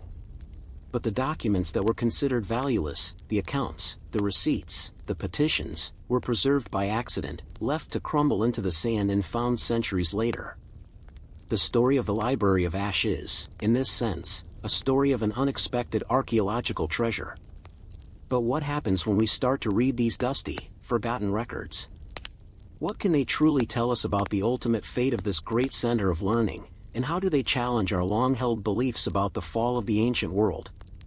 The long-held narrative of the Library of Alexandria's destruction, a single, catastrophic fire that wiped out all knowledge, is a compelling myth, but the Fayum papyri and other surviving administrative documents challenge this. They suggest a more mundane and gradual process of decline, one that was not a fiery spectacle but a slow, bureaucratic death. These records show that the fall of ancient knowledge was not a loss of books in one place, but a systemic failure of the infrastructure that created and maintained them. As the Roman Empire experienced its own political and economic crises, the centralized systems that supported a vast bureaucracy, and by extension, scholarship, began to fray. The funding for copying scrolls, for maintaining archives, and for the scholars themselves dwindled. The scribes and administrators, whose work was the silent backbone of the empire, found themselves without support. The meticulous practice of documenting every transaction and census record became less and less important as local power structures supplanted imperial authority. The great administrative system that had generated the papyri began to collapse under its own weight and the pressure of a changing world. The records stopped being created, and the old ones were simply left to molder, their contents no longer relevant to a fractured and localized society. The true tragedy of the Library of Alexandria, therefore, was not a single fire but a collective loss of interest and resources. The knowledge did not disappear in a blaze, it crumbled into dust as the civilization that valued it turned its attention to more immediate concerns of survival. This is the final, quiet lesson of the unremarkable scrolls. The preservation of knowledge is not about building a single, great library, but about maintaining the continuous, tedious, and very human work of documentation and administration. The legacy of these dusty, forgotten records is profound. They have, in a sense, given us back the voices of the ordinary people who lived in the shadow of the great library. They show us that the Roman world was not just a collection of emperors and legions, but a vibrant, messy, and bureaucratic society where every person, from the highest official to the humblest farmer, left a trace in a ledger. The Library of Ash is a testament to the idea that sometimes the most important historical documents are not the ones written by the powerful, but the ones that were never meant to be read at all. The Silk Road is one of history's most romanticized trade networks. We envision caravans of camels laden with silk and spices, winding their way through vast, exotic landscapes. But this magnificent flow of goods, ideas, and cultures was not a chaotic or haphazard affair. It was made possible by a vast, unsung, and highly organized system of communication, the postal and messenger networks that stretched across thousands of miles. This story is not about the grand caravans, but about the quiet, relentless work of the anonymous messengers, the men who carried not goods, but messages, and in doing so, stitched together an entire continent. Imagine a message being sent from the city of Chang'an in Tang, China, destined for Samarkand, some 3,000 miles away in Central Asia. The message is not a casual letter, it is a vital order from the imperial court to a distant military outpost, or perhaps a diplomatic communication to a neighboring kingdom. This message couldn't be trusted to a slow-moving merchant caravan. It required speed, security, and reliability. The solution was a network of relay stations, or YAM in the Mongol system, placed at regular intervals along the main trade routes. These stations were the heartbeat of the Silk Road's communication. They were often located a day's ride apart, spaced out to allow a single messenger to ride from one to the next without overexerting his horse. At each station, fresh horses and a new messenger would be waiting, ready to take the message on the next leg of its journey. The message itself, a small scroll or tablet, would be handed off, and the relay would continue, day and night, through scorching deserts and over freezing mountain passes. The process was slow by our modern standards, but in its time, it was an astonishing feat of logistics, a kind of snail mail that operated at a relentless, persistent pace. The scale of this operation was staggering. Under the Mongol Empire, which perfected and expanded the system, there were tens of thousands of relay stations across their vast domain. The system was so efficient that a message could travel up to 250 miles in a single day, an astonishing speed for the medieval world. It was this network that allowed the Mongol emperors to govern their immense territory, to collect intelligence, and to coordinate military campaigns with a speed that baffled their enemies. The Mongols did not just conquer by military force, they conquered with information, and their swift messenger system was the engine of this information. But the system was not a Mongol invention. Its roots lay in earlier Chinese dynasties, which had developed similar networks for imperial communication. The Tang dynasty, in particular, had a sophisticated postal system with thousands of stations and tens of thousands of personnel. It was this foundation that the Mongols would later build upon and expand. The Chinese system was not just for military or diplomatic use, it also served a crucial administrative function. It allowed the central government to maintain control over distant provinces, to collect census data, and to transmit legal and administrative decrees. The messengers themselves were a special class of people. They were often highly trained and were granted special privileges. They carried a pesa, a tablet of authority, that granted them access to the relay stations and demanded that local officials provide them with food, rest, and fresh horses. Their job was lonely and dangerous. They risked attack from bandits, the unforgiving elements of the landscape, and the constant threat of exhaustion. Yet, they were the invisible heroes of the Silk Road, the silent connectors who made the grand narratives of trade and diplomacy possible. The snail mail of the Silk Road was not a glamorous story. It was a story of long, dusty rides, of quiet handovers, and of a relentless, unromantic pursuit of delivery. But it was in this very persistence that its power lay. It was a system that demonstrated the immense value placed on information, a value that was just as important as silk or spices. But what did these messengers carry besides official decrees? What other kinds of information flowed through this network? And how did this silent, unwritten communication system influence the course of history and the spread of new ideas and cultures? The swiftness and reliability of the Silk Road's messenger networks made them conduits for far more than just official decrees and military orders. They were the arteries of cultural and intellectual exchange, quietly facilitating the spread of ideas, technologies, and even diseases across vast distances. This silent, unwritten communication system had a profound, and often unintended, influence on the course of history. One of the most important things the messengers carried was intelligence. In a world without satellites or instant news, the speed with which a ruler could receive reports from a distant province or an enemy's camp was a decisive factor in military and political strategy. These reports, often carried by a select few trusted messengers, would detail troop movements, changes in leadership, or economic conditions. The ability of the Mongol Empire to coordinate its vast armies across continents was largely due to this rapid flow of intelligence, a stark contrast to the slow, fragmented communication of their adversaries. This snail mail network was, in effect, a medieval intelligence-gathering machine. The messengers also played a crucial role in the spread of religious ideas. As Buddhist monks, Christian missionaries, and Islamic scholars traveled along the Silk Road, they would often use these networks to send letters to their brethren in distant lands, sharing new philosophical insights or requesting materials. The spread of printing technologies, particularly from China, was also facilitated by these routes. A book or a new printing block might travel from station to station, slowly but surely making its way across Asia. The messengers were, in a sense, the silent distributors of knowledge. Perhaps most significantly, the messenger network also inadvertently became a conduit for disease. The same efficiency that allowed for the rapid transmission of information also allowed for the rapid transmission of pathogens. The bubonic plague, for instance, which devastated Europe in the 14th century, is believed to have traveled along the trade and communication routes of the Silk Road. The speed with which the plague spread from Asia to the Middle East and then to Europe was unprecedented for its time, a horrifying testament to the efficiency of the very networks that had brought prosperity and new ideas. The system that connected continents also made them vulnerable to a shared catastrophe. The daily life of a messenger, while seemingly mundane, was thus one of immense significance. He carried not just a physical message, but the very seeds of change, be they political, religious, or biological. The pesa, the tablet of authority that a messenger carried, was a silent testament to the importance of his work.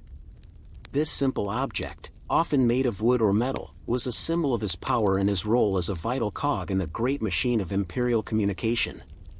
It granted him passage, food, and fresh horses, allowing him to bypass local authorities and ensure the swift delivery of his message. The story of the Silk Road's messengers is a quiet one, a story of long, dusty rides and anonymous handovers. It's a tale of how a boring, logistical necessity became a powerful force of history. The messengers were the human links in a chain that bound continents together, and their quiet, persistent work laid the foundation for a more interconnected world. But what happened when these networks broke down? How did the collapse of these systems in the wake of the Mongol Empire's decline affect the future of the Silk Road? And what can their long-forgotten routes and methods teach us about the nature of communication and its role in shaping human history? The decline and eventual collapse of the great Mongol Empire in the 14th century had a profound and immediate impact on the Silk Road's messenger networks. The vast, interconnected system of relay stations that had once spanned continents began to break down. Without a central authority to fund, organize, and protect them, the stations fell into disuse. The constant, reliable flow of information that had been the lifeblood of the empire's administration and military coordination slowed to a trickle. The snail mail of the Silk Road, once a marvel of logistics, was reduced to a fragmented, unreliable mess. The breakdown of this communication system had significant consequences. It contributed to the fragmentation of trade along the Silk Road. With no reliable way to exchange information about prices, demand, and political conditions, long-distance trade became a far riskier and more uncertain enterprise. The great caravans still traveled, but they were no longer part of a seamlessly integrated system. They were isolated ventures, vulnerable to local conflicts and shifting political landscapes. The era of a truly unified, transcontinental economic network came to an end. The collapse of the network also had a lasting impact on global history. The very connectivity that had allowed for the rapid spread of ideas and goods now became a liability. As the land routes became less viable, European powers were forced to seek new ways to access the wealth of the East. This search for alternative routes became a primary driver for the age of exploration. The desire to bypass the now disrupted land routes and find a direct sea route to Asia was a direct consequence of the decline of the Silk Road and its messenger networks. The ships of Vasco da Gama and Christopher Columbus were, in a sense, a new kind of message carrier, a new attempt to stitch together the continents that had been pulled apart by the collapse of the old systems. The story of the Silk Road's messengers is a quiet lesson in the vital role of communication infrastructure. The grand narratives of history are often driven by dramatic events, wars, revolutions, and imperial conquests. But the unsung story of the messengers reminds us that these events were often enabled, shaped, and sometimes even caused by the mundane, unglamorous work of logistics and communication. The anonymous riders who once crisscrossed the heart of Asia were more than just delivery men, they were the human conduits of globalization, and their long-forgotten routes and methods were the foundation of a more interconnected world. When we think of the Byzantine Empire, our minds turn to its dazzling mosaics, its grand Hagia Sophia, and its long, complex history of emperors and military campaigns. We imagine a world of gilded courts and elaborate rituals. But the true foundation of this thousand-year-old civilization was built on more humble, industrious foundations. This is a story not of a king, but of a quiet, buzzing industry, beekeeping. The simple act of keeping bees provided the empire with two crucial resources, sugar and medicine, and in doing so, kept its economy sweet and its people healthy. The Byzantine Empire, 330 to 1453 CE, was a civilization built on the legacy of Rome and the power of its trade networks. While we have come to rely on refined sugar from sugarcane and beets, the Byzantines did not. For them, honey was the primary source of sweetness. It was used not just as a food, but as a staple ingredient in cooking, a preservative for fruit, and a key component in countless medicinal remedies. The demand for honey was constant and universal, from the kitchens of the emperor to the simple meals of a peasant family. Because of its immense value, beekeeping, or apiculture, was a widespread and highly respected profession. Beekeepers were not just farmers, they were skilled artisans who understood the subtle rhythms of the seasons and the behavior of their colonies. Their work was quiet, methodical, and essential. They would place their hives in orchards, in fields of wildflowers, and on the rooftops of city buildings. The hives themselves were often simple clay pots or woven baskets, a testament to the fact that this vital industry required no grand, complex technology, only patience and observation. The value of the bee went far beyond honey. The other crucial product of the hive was beeswax. In a world without electricity, beeswax was the primary material for candles. The grand churches of Constantinople, the administrative offices of the bureaucracy, and the homes of every citizen were all lit by the soft glow of a beeswax candle. The demand for wax was so high that it was often used as a form of currency, a valuable commodity that could be traded for other goods. The trade in wax was a silent but essential part of the empire's economy, a constant, low-level hum that provided both light and wealth. The beekeepers were an essential part of the empire's economic fabric. Their work was so vital that they were often given special protections and legal rights. They formed guilds, sharing knowledge and protecting the secrets of their trade. The locations of their hives were often a guarded secret, as a good location could mean the difference between a bountiful harvest of honey and a lean one. The bees, in a sense, were a form of capital, a living investment that, with careful management, could provide a steady stream of income. The Byzantine state recognized the importance of this industry. They understood that the health of their population and the stability of their economy depended on a steady supply of honey and wax. The taxes on these goods were a reliable source of revenue for the imperial treasury, and the state went to great lengths to ensure that the beekeeping profession flourished. The story of Byzantine beekeeping is a quiet, diligent one, a story of the small, industrious creature that, with its constant labor, built a foundation of stability for a great empire. But what happened when this foundation was threatened? How did the beekeepers and their bees fare during the tumultuous periods of the empire's history, and what can their story tell us about the unexpected ways a humble animal can shape a civilization's fate? The quiet, buzzing work of the Byzantine beekeepers was a constant in a world of political and military turmoil. While emperors rose and fell and borders shifted, the bees continued their work, a silent, persistent force of nature. But the industry and its vital products were not immune to the upheavals of the era.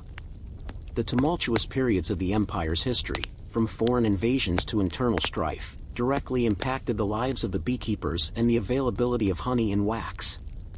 Foreign invasions, particularly those by the Seljuk Turks in Anatolia and later the Ottoman Empire, were a constant threat. When an army marched through a region, it didn't just target military installations. Fields were burned, villages were plundered, and hives, a valuable source of food and wealth, were often destroyed. A single military campaign could wipe out the work of a generation of beekeepers. This destruction of the beekeeping infrastructure was more than just an economic loss, it was a blow to the very health and stability of the population. Without honey, food was less palatable and harder to preserve, and without beeswax, the ability to light churches and homes was severely diminished. The beekeepers' resilience became a defining feature of their profession. They learned to adapt their methods to the constant threat of conflict. Hives were sometimes hidden in remote forests or moved to safer locations. The beekeeping guilds developed an informal network of communication to warn each other of approaching armies and to share knowledge about new threats. This quiet, non-military form of resistance and adaptation allowed the industry to survive even the most devastating conflicts. The decline of the empire in its later centuries, particularly after the Fourth Crusade in 1204, had a more insidious impact. The once stable trade networks that had allowed honey and wax to flow from the provinces to the capital of Constantinople were fractured. The local lords and petty states that emerged in the aftermath of the Crusade often imposed new taxes and tolls on the transport of goods, making it more difficult and expensive to move bee products. This led to a kind of regionalization of the beekeeping industry, where different areas developed their own unique practices and traditions, a far cry from the more unified system of the early empire. This fragmentation, however, also led to a different kind of innovation.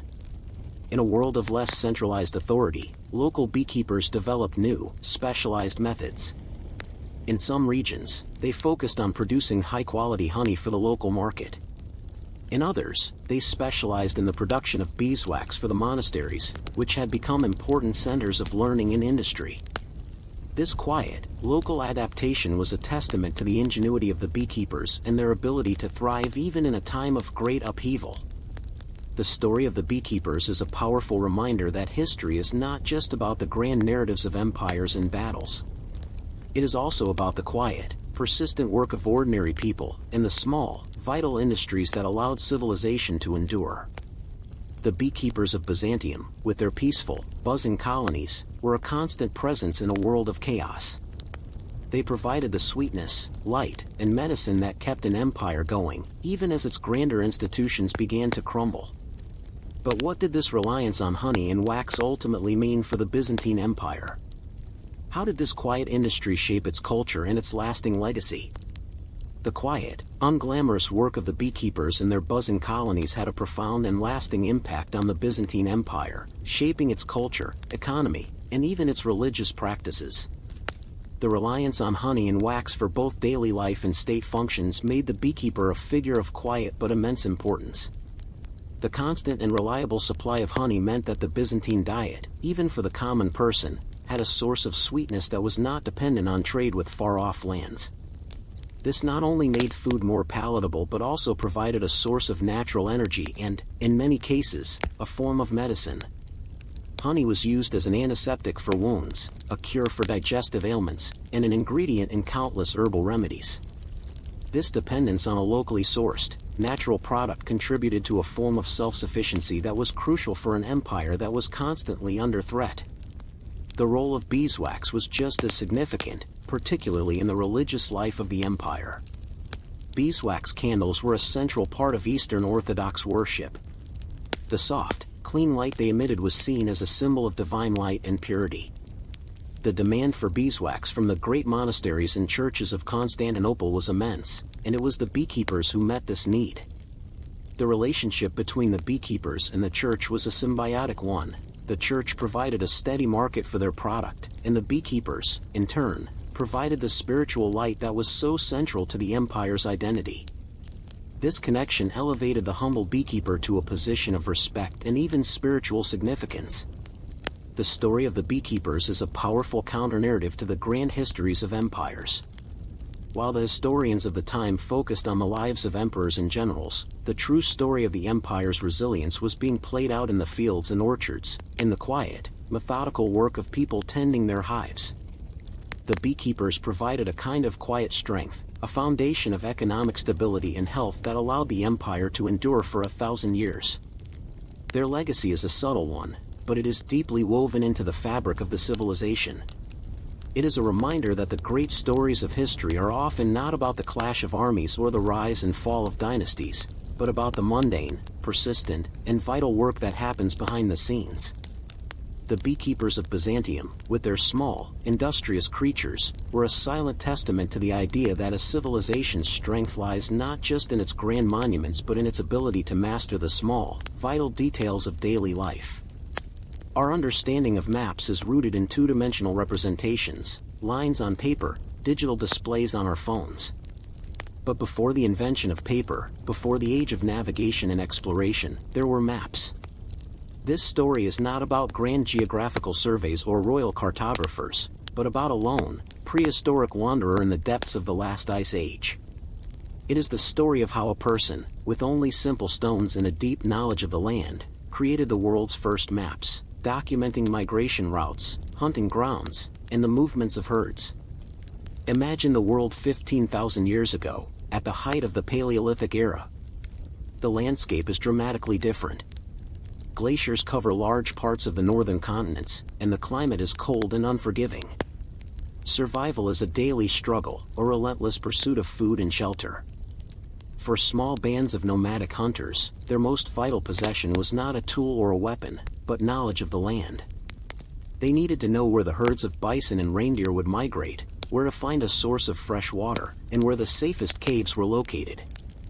This knowledge was passed down through stories and oral tradition, but it was also, we now believe, recorded in a more permanent, albeit subtle, way. Our protagonist is an anonymous hunter-gatherer, a member of a small tribe living in what is now France. This person's life is defined by movement, following the cycles of the seasons and the paths of the great herds. In a world without writing, how could they record their most valuable knowledge for future generations? The answer, according to archaeological evidence, was through petroglyphs, or rock engravings. But not the elaborate cave paintings of Lascaux or Altamira, which often depicted a single moment in time. The maps were much more abstract, much more mundane. They were quiet, practical tools for survival. Recent archaeological findings, particularly in caves and on small, portable stones, have revealed patterns that strongly suggest they are some of the earliest forms of cartography. These aren't precise, to-scale maps. They are symbolic, schematic representations of the world. A series of dots might represent watering holes. A meandering line might represent a river or a migration path. A cluster of lines might indicate a good hunting ground. These were not grand works of art, but rather survival guides, created buy-in for the people who relied on them. Consider a small limestone slab discovered in a French cave. On it are a series of carved lines and dots. At first glance, it looks like a random series of marks. But upon closer inspection, archaeologists realized that the lines corresponded with the known geography of the region, and the dots seemed to indicate the locations of nearby caves and a river. This small, unassuming stone was, in all likelihood, a map, a kind of portable guide for a wandering group of hunters. These maps were not just a record of physical space, they were also a record of time. The migratory paths of animals were not static, they changed with the seasons. The maps would have had to reflect this, with different markings for summer and winter routes. They were a living document, a way to pass down a deep understanding of the environment from one generation to the next. The cartographer was not an academic, but a master of their environment, whose knowledge was a matter of life and death. The very act of creating these maps was a deeply personal one, an attempt to bring order and predictability to a chaotic and dangerous world. It was a kind of quiet triumph, a human mind imposing its will on the vast and indifferent landscape. These maps were not for show, they were for survival. But how did these simple stone maps, created by a hunter-gatherer, change the very way people interacted with their environment? And what can their abstract, silent language tell us about the earliest stirrings of human cognition and our innate desire to record and understand the world around us? The simple stone maps of the Ice Age were more than just a record of physical space, they were a profound shift in human cognition, a move from a purely immediate, reactive existence to one based on planned, long-term strategy. The act of creating and using these maps fundamentally changed how these prehistoric wanderers interacted with their environment. These were not stationary documents. The smaller, portable stones were carried by the hunters, serving as a constant reference point. This allowed for more complex hunting strategies. Instead of simply following an animal, a group could now use the map to predict its path, to set up an ambush, or to rendezvous with another hunting party at a distant location. It enabled a level of coordination and foresight that was previously impossible. The maps were a tool for survival, a way to reduce the inherent risk of a dangerous and unpredictable world. The maps also served a crucial role in social cohesion and knowledge transfer. The knowledge of the landscape was no longer solely held in the memory of a single elder or leader. It was now an external, permanent record that could be shared and learned by others. A young hunter could study the map and learn the migratory routes of herds without having to physically follow them. This accelerated the transfer of vital information and ensured that a group's survival knowledge was not lost when a key member died. The map was a silent teacher, a kind of pre-linguistic textbook. The abstract nature of the maps themselves reveals a sophisticated level of symbolic thinking. The carver had to take a three-dimensional, living landscape and translate it into a two-dimensional, symbolic representation. This requires a leap of logic that is a hallmark of human intelligence. The dots and lines weren't just random marks, they were symbols, a language of navigation that could be understood by anyone in the tribe who was taught the code. The map was a form of silent communication, a way to tell a story about the landscape without a single spoken word. The map also allowed for a more efficient use of resources. It enabled the hunter-gatherers to plan their movements to coincide with the availability of different food sources. They could chart a course that would take them from a place where a certain berry was ripe to a location where a particular animal herd was known to gather. This kind of long-term planning was a huge evolutionary advantage, allowing them to better manage their food supply and reduce the risk of starvation. The story of the Ice Age cartographer is therefore not about a grand work of art or a scientific breakthrough. It's about a simple, practical innovation born out of a desperate need for survival. It's about how a simple stone, etched with a few lines, could fundamentally change the lives of a people. But what did the ultimate fate of these early maps reveal? As the Ice Age receded and the world changed, what happened to the knowledge they contained? And how did this earliest form of cartography lay the foundation for the complex maps of later civilizations? As the last Ice Age came to a close, the world began to change dramatically. The massive glaciers retreated, sea levels rose, and the landscape was transformed. The great herds of mammoths, bison, and reindeer, which had been the primary food source for the hunter-gatherers, either migrated north or went extinct. The very environment that the stone maps had so painstakingly documented was disappearing. The knowledge contained in these maps, once a matter of life and death, slowly lost its relevance. The migratory paths no longer existed. The watering holes were no longer in the same place. The landscapes had been remade by a changing climate. The maps were not a record of an eternal world, but a snapshot of a fleeting one. As the hunter-gatherers adapted to their new environments, their old maps became obsolete, a testament to a world that was no more. The stones were likely left behind, forgotten in caves or buried in the changing soil, their quiet language no longer understood by the new generations. However, the legacy of the Ice Age cartographer was not lost. The act of mapping itself, the cognitive leap of representing a three-dimensional world in a two-dimensional format, was a skill that had been permanently acquired. This foundational understanding of symbolic representation was carried forward into the new era. The ability to create a schematic representation of a landscape, to use lines and symbols to communicate complex information, was the intellectual seed from which all future cartography would grow. From the simple stone maps of the Paleolithic era to the clay tablets of Mesopotamia, the sand drawings of indigenous Australians, and the portolan charts of the Age of Exploration, the fundamental impulse to map and understand the world remained. The story of the Ice Age cartographer is a powerful one because it reminds us that our most complex and sophisticated technologies often have their roots in the simplest, most practical human needs.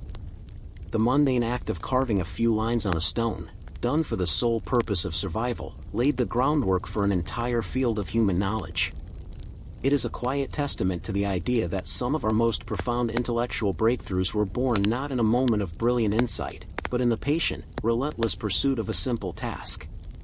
When we think of medieval diplomacy, we imagine kings and queens meeting in gilded halls, signing treaties with ornate seals.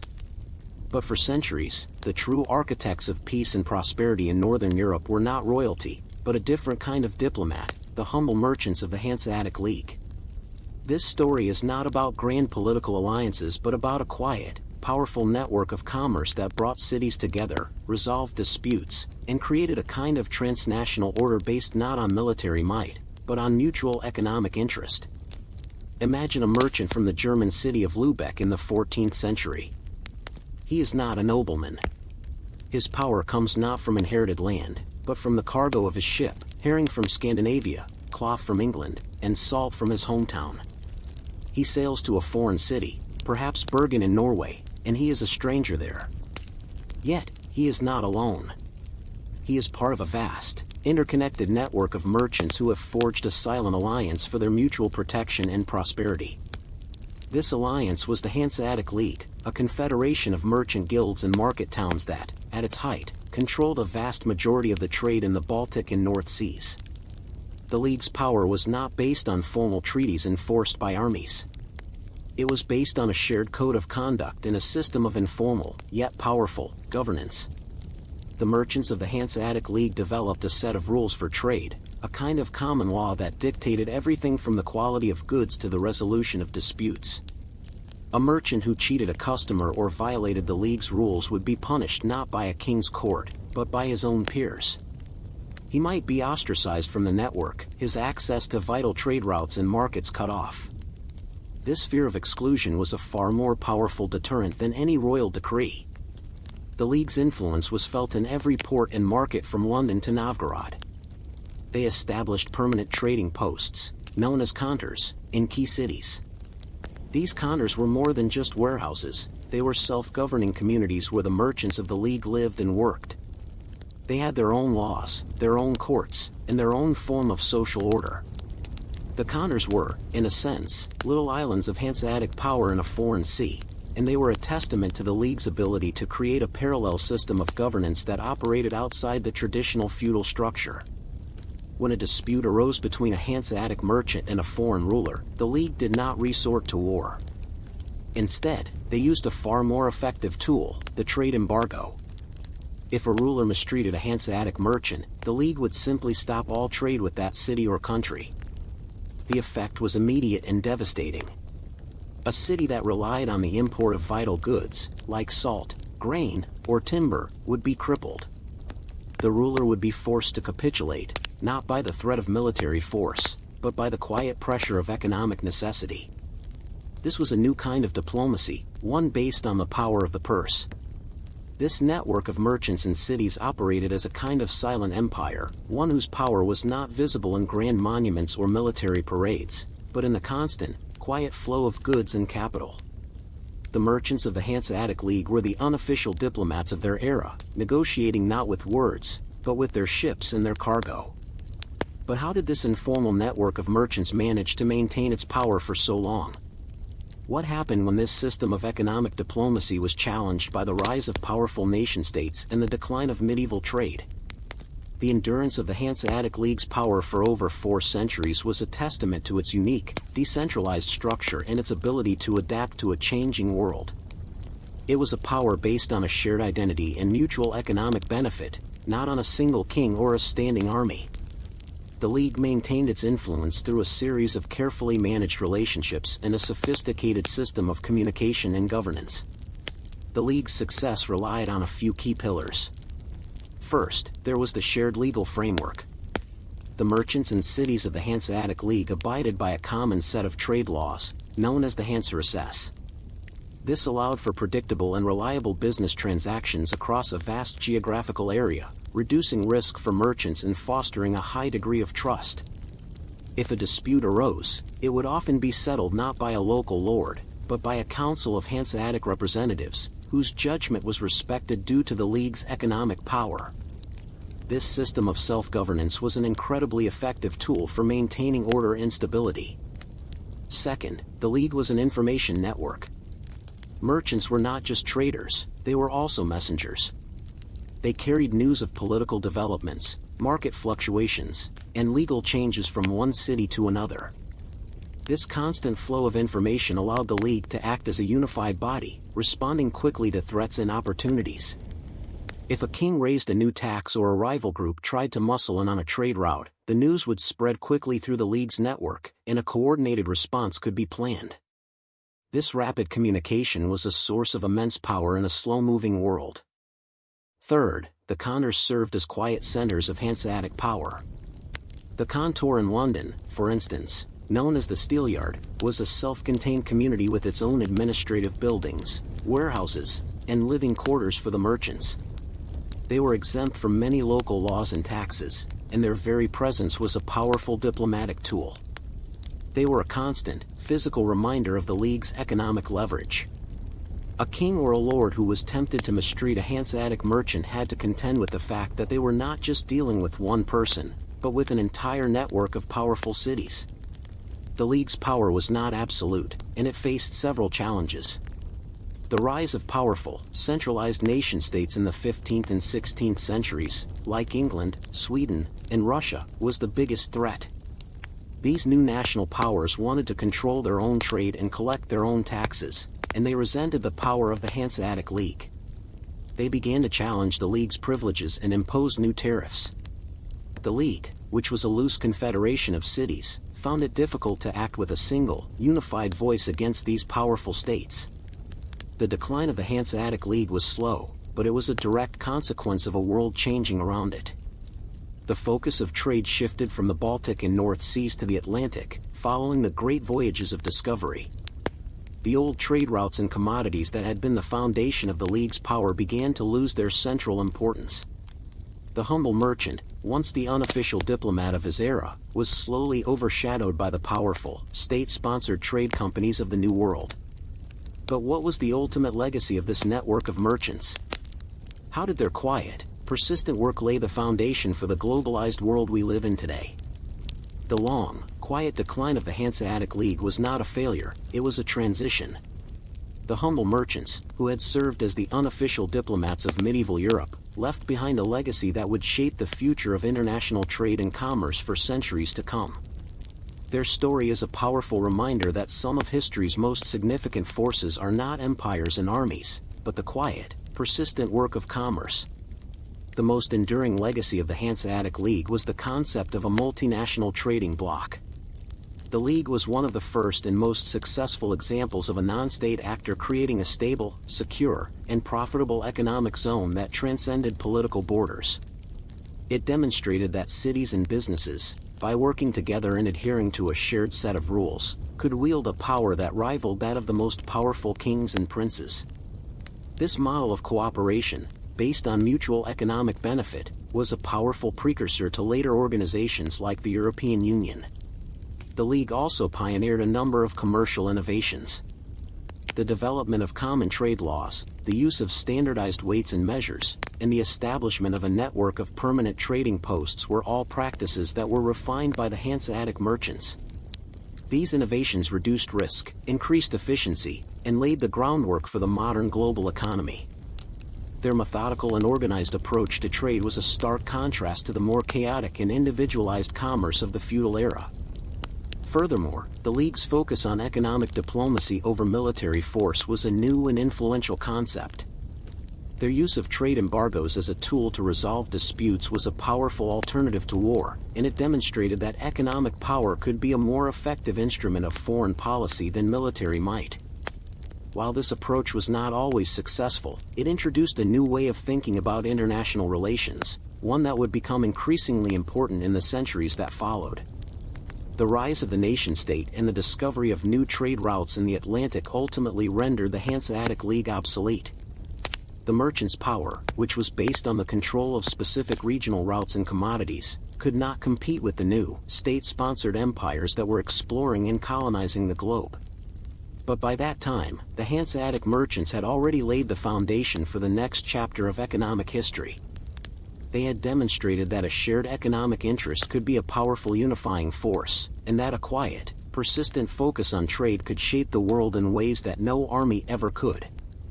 When we think of Golden Age Athens, c. 5th century BCE, our minds immediately gravitate toward the grand figures of its history, the philosophers like Socrates and Plato, the playwrights like Sophocles, the statesman Pericles. We envision a city of marble temples and intellectual discourse, a society of unparalleled genius. But the brilliance of this age was not built on philosophy alone. It was supported by the silent, anonymous labor of countless ordinary people, whose daily lives were a world away from the intellectual debates of the agora. This story is not about a grand figure of the past, but about a humble craftsman, a sandal maker whose quiet, persistent work was an essential, if unglamorous, part of a golden civilization. Imagine an ordinary street in the Kerameikos district of Athens. The year is 430 BCE. The air is thick with the scent of leather, dust, and the occasional waft of charcoal smoke. In a small, open-fronted workshop, a man named Callias sits on a low stool. His hands, calloused and stained with dye, move with practiced ease as he cuts, stitches, and shapes leather into sandals. His tools are simple: a sharp knife, a bone awl, and a small hammer. His products are not works of art, they are practical, everyday items, the kind of things that an Athenian citizen would wear to the market, to the assembly, or to a philosophical lecture. Callias's life was governed by the rhythm of his trade. He would wake with the sun, light his fire, and begin his work. His customers were not the powerful or the elite, but the shopkeepers, farmers, and soldiers of his neighborhood. His work was a part of the city's essential economic fabric, a silent, persistent contribution to the daily life of a bustling metropolis. The sandal maker's craft was considered respectable, a form of skilled labor that was a far cry from the despised work of a common-day laborer. But the life of a sandal maker was not easy. The hours were long, the work was physically demanding, and the competition was constant. Callias had to be both a skilled artisan and a shrewd businessman. He had to source his materials, negotiate prices with his customers, and manage his small workshop. He was a small, self-sufficient cog in a massive economic machine. His life was a stark contrast to the leisurely pace we often associate with Athenian philosophers. He did not have the luxury of spending his days in the academy, he was too busy earning a living. The sandal maker's contribution to the Golden Age was twofold. First, his work was an essential part of the Athenian economy. Without the countless artisans who produced the goods and services for daily life, the city would not have been able to function. His work, and the work of his peers, provided the material foundation upon which the city's intellectual and cultural achievements were built. The sandals on the feet of a philosopher were just as important as the ideas in his head. Second, the sandal maker's life was a testament to the quiet, dignified labor of the non-elite. The Golden Age was not just a society of thinkers and leaders, it was also a society of artisans and craftsmen. Their skill, their patience, and their dedication were as much a part of the Athenian genius as the works of a playwright. They were the silent, uncelebrated contributors to a magnificent era. But what was the sandal maker's place in this society? How did his daily grind connect to the great events of his time, and what did his work reveal about the hidden tensions and realities of a golden age? The daily grind of the Athenian sandal maker, Callias, was inextricably linked to the grander events of his time, even if he never participated in them directly. His work, and the work of countless other artisans, was the silent, economic undercurrent that allowed a vibrant democracy and a brilliant intellectual culture to flourish. His life reveals a hidden reality of the Golden Age, the immense gap between the ideal of a leisurely, philosophical citizenry and the practical necessity of labor. The life of a sandal maker was a form of political exclusion. Athenian citizenship was a highly prized and restricted status. It came with the right to participate in the assembly, to vote, and to hold public office. But citizenship was a privilege of the few. The vast majority of the population, slaves, metics, resident foreigners, and women, were excluded from the political life of the city. Callias, as a free Athenian citizen, would have had the right to attend the assembly. However, his life as an artisan would have made it difficult to do so regularly. He could not simply close his workshop for the day, his livelihood depended on his constant labor. This quiet tension between the ideal of political participation and the reality of economic necessity was a defining feature of Athenian life. Callias's work also connected him to the broader networks of the Athenian Empire. The leather he used for his sandals did not come from a local farm. It was likely imported from a distant part of the empire, perhaps from the coastal regions of the Black Sea or from a province in Asia Minor. The dyes and tools he used might have come from different regions as well. His humble workshop was a small, practical node in a vast and complex network of international trade. His daily work was, in a sense, a constant, silent reminder of the empire that made his life, and the life of his city, possible. The sandal maker's life was also a testament to the quiet, social order of the time. While we focus on the famous and the elite, the vast majority of Athenian society was made up of people like Callias, skilled craftsmen, small-scale farmers, and shopkeepers. They were the backbone of the city's economy and its social stability. Their quiet adherence to their trade and their daily routines provided a sense of order that the grand political narratives often overlook. The stability of the city was not just in its political institutions, but in the reliable, predictable rhythm of its workshops and markets. The story of the sandal maker reminds us that the Golden Age was not a universal experience for all Athenians. While the philosophers debated the nature of justice and the playwrights explored the depths of human emotion, the vast majority of the population was engaged in the mundane, persistent, and vital work of earning a living. The brilliance of the Parthenon and the elegance of the tragedies were built on a foundation of calloused hands and long hours. The sandals on the feet of the poets were a product of a life that was a world away from the one they celebrated. But what happened when the Golden Age came to a tumultuous end? How did the quiet, diligent world of the sandal maker fare during the great wars and plagues that brought an end to Athens' golden era, and what did his survival reveal about the true resilience of a civilization? The Golden Age of Athens came to a brutal and tumultuous end, not with the stroke of a pen, but with the clatter of a plague and the ravages of war.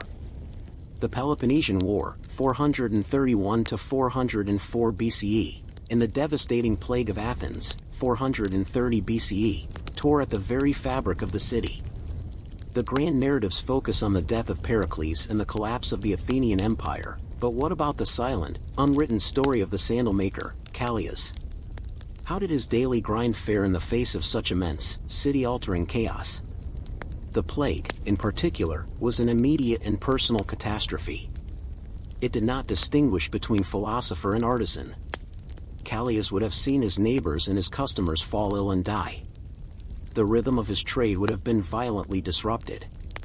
The markets would have been empty, and the demand for new sandals would have plummeted. The plague, in this sense, was a great equalizer, bringing a city that prided itself on its intellectual superiority to its knees with a simple, biological force. The war that followed was a slow, grinding process that had a profound effect on the economy. The long sieges and military campaigns meant that the flow of goods into the city was often disrupted. The leather and dyes that Callias relied on would have become scarce and expensive. The demand for his products would have shifted. With less money to spend, people would have patched up old sandals instead of buying new ones. The sandal maker's life would have become a constant struggle for survival, a far cry from the relative stability of the Golden Age. Yet, in this very struggle lay the key to the city's quiet resilience. While the political institutions of Athens faltered and its great empire crumbled, the basic economic and social structures endured. The skills of the artisans, like Callias, were still vital. People still needed sandals, food, and shelter. The knowledge and the craft of a sandal maker, unlike the abstract power of an empire, were not lost in a single defeat. They were a form of durable knowledge, a quiet, persistent legacy that continued to serve the needs of a city, even in its darkest hours. The story of the sandal maker of Athens is a powerful counterpoint to the grand, dramatic narratives of history. The Golden Age was not just a product of philosophy and art, it was a product of the quiet, persistent, and vital work of countless ordinary people. Their daily grind provided the foundation upon which all the brilliance was built, and their resilience in the face of chaos was the true measure of a civilization's endurance. The sandals on the feet of the philosopher, in a quiet, unwritten way, are as much a part of the legacy of Athens as the marble of the Parthenon.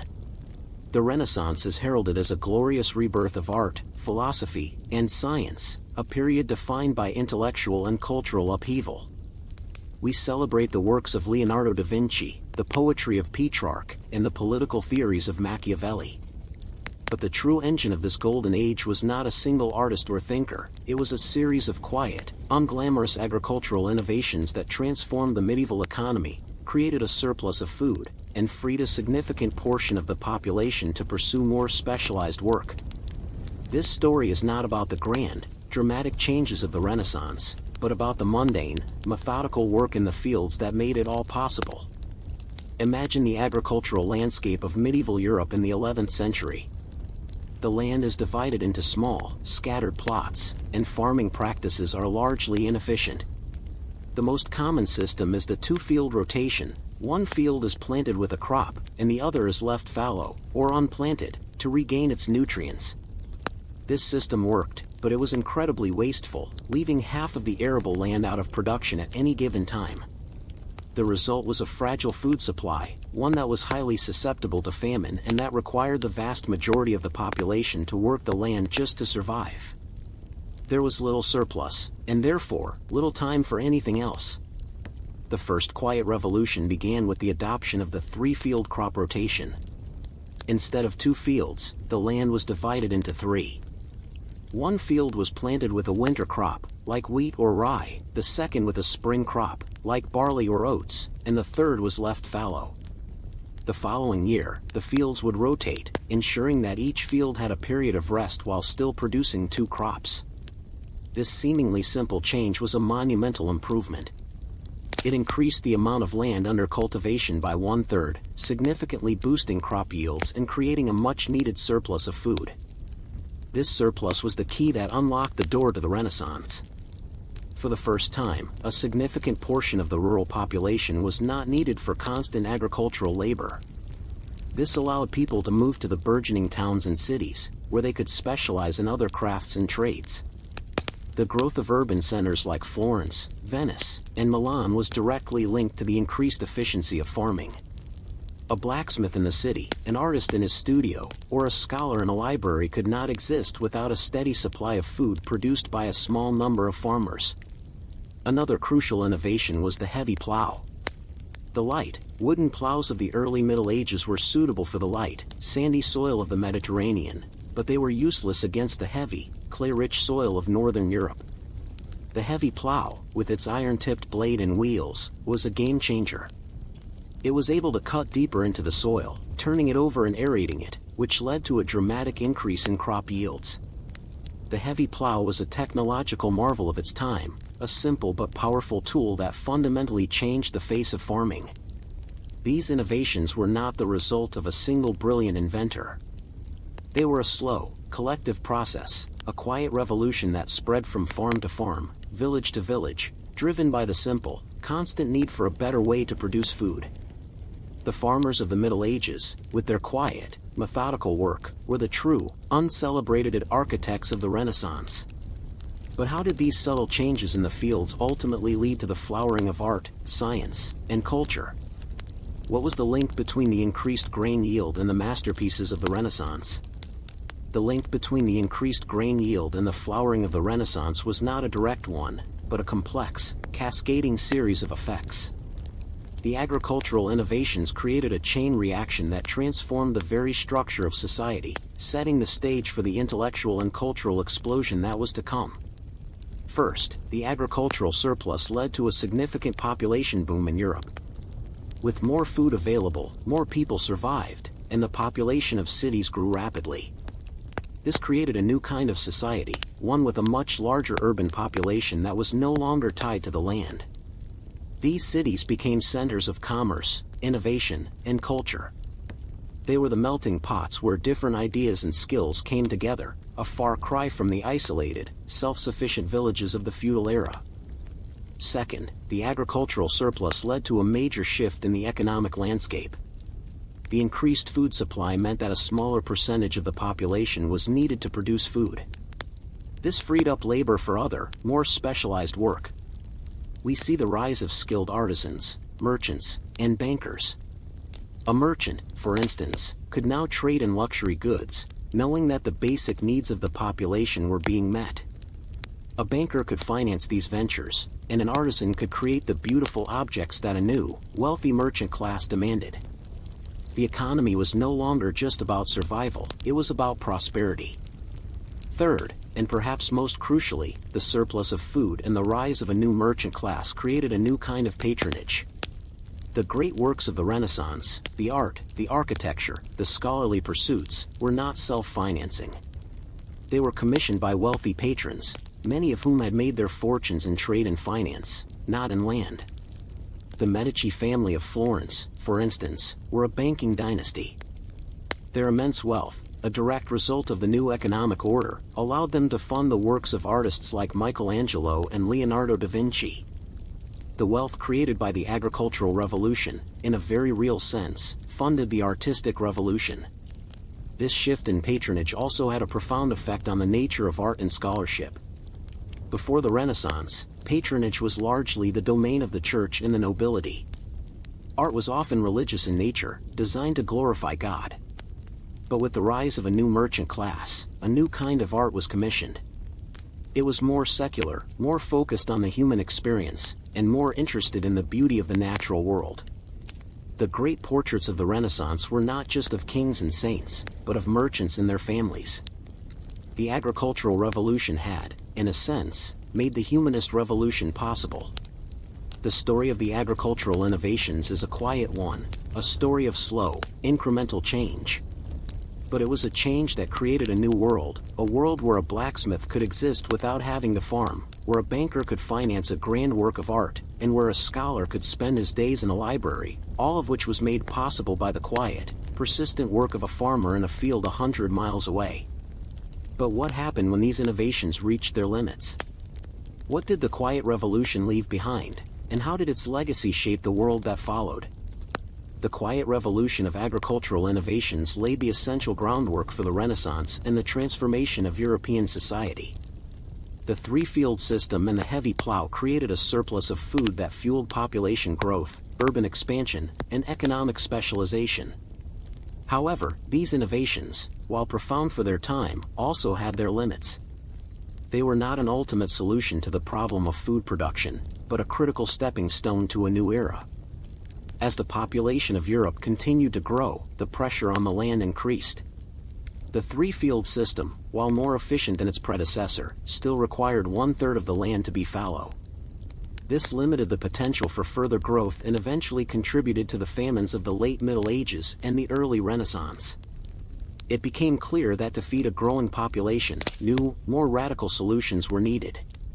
The quiet revolution of the Middle Ages had set the stage for the next great agricultural transformation, the enclosure movement and the scientific farming of the modern era. The legacy of the Quiet Revolution is a powerful one. It demonstrated, in a very practical way, the link between technological innovation and social change.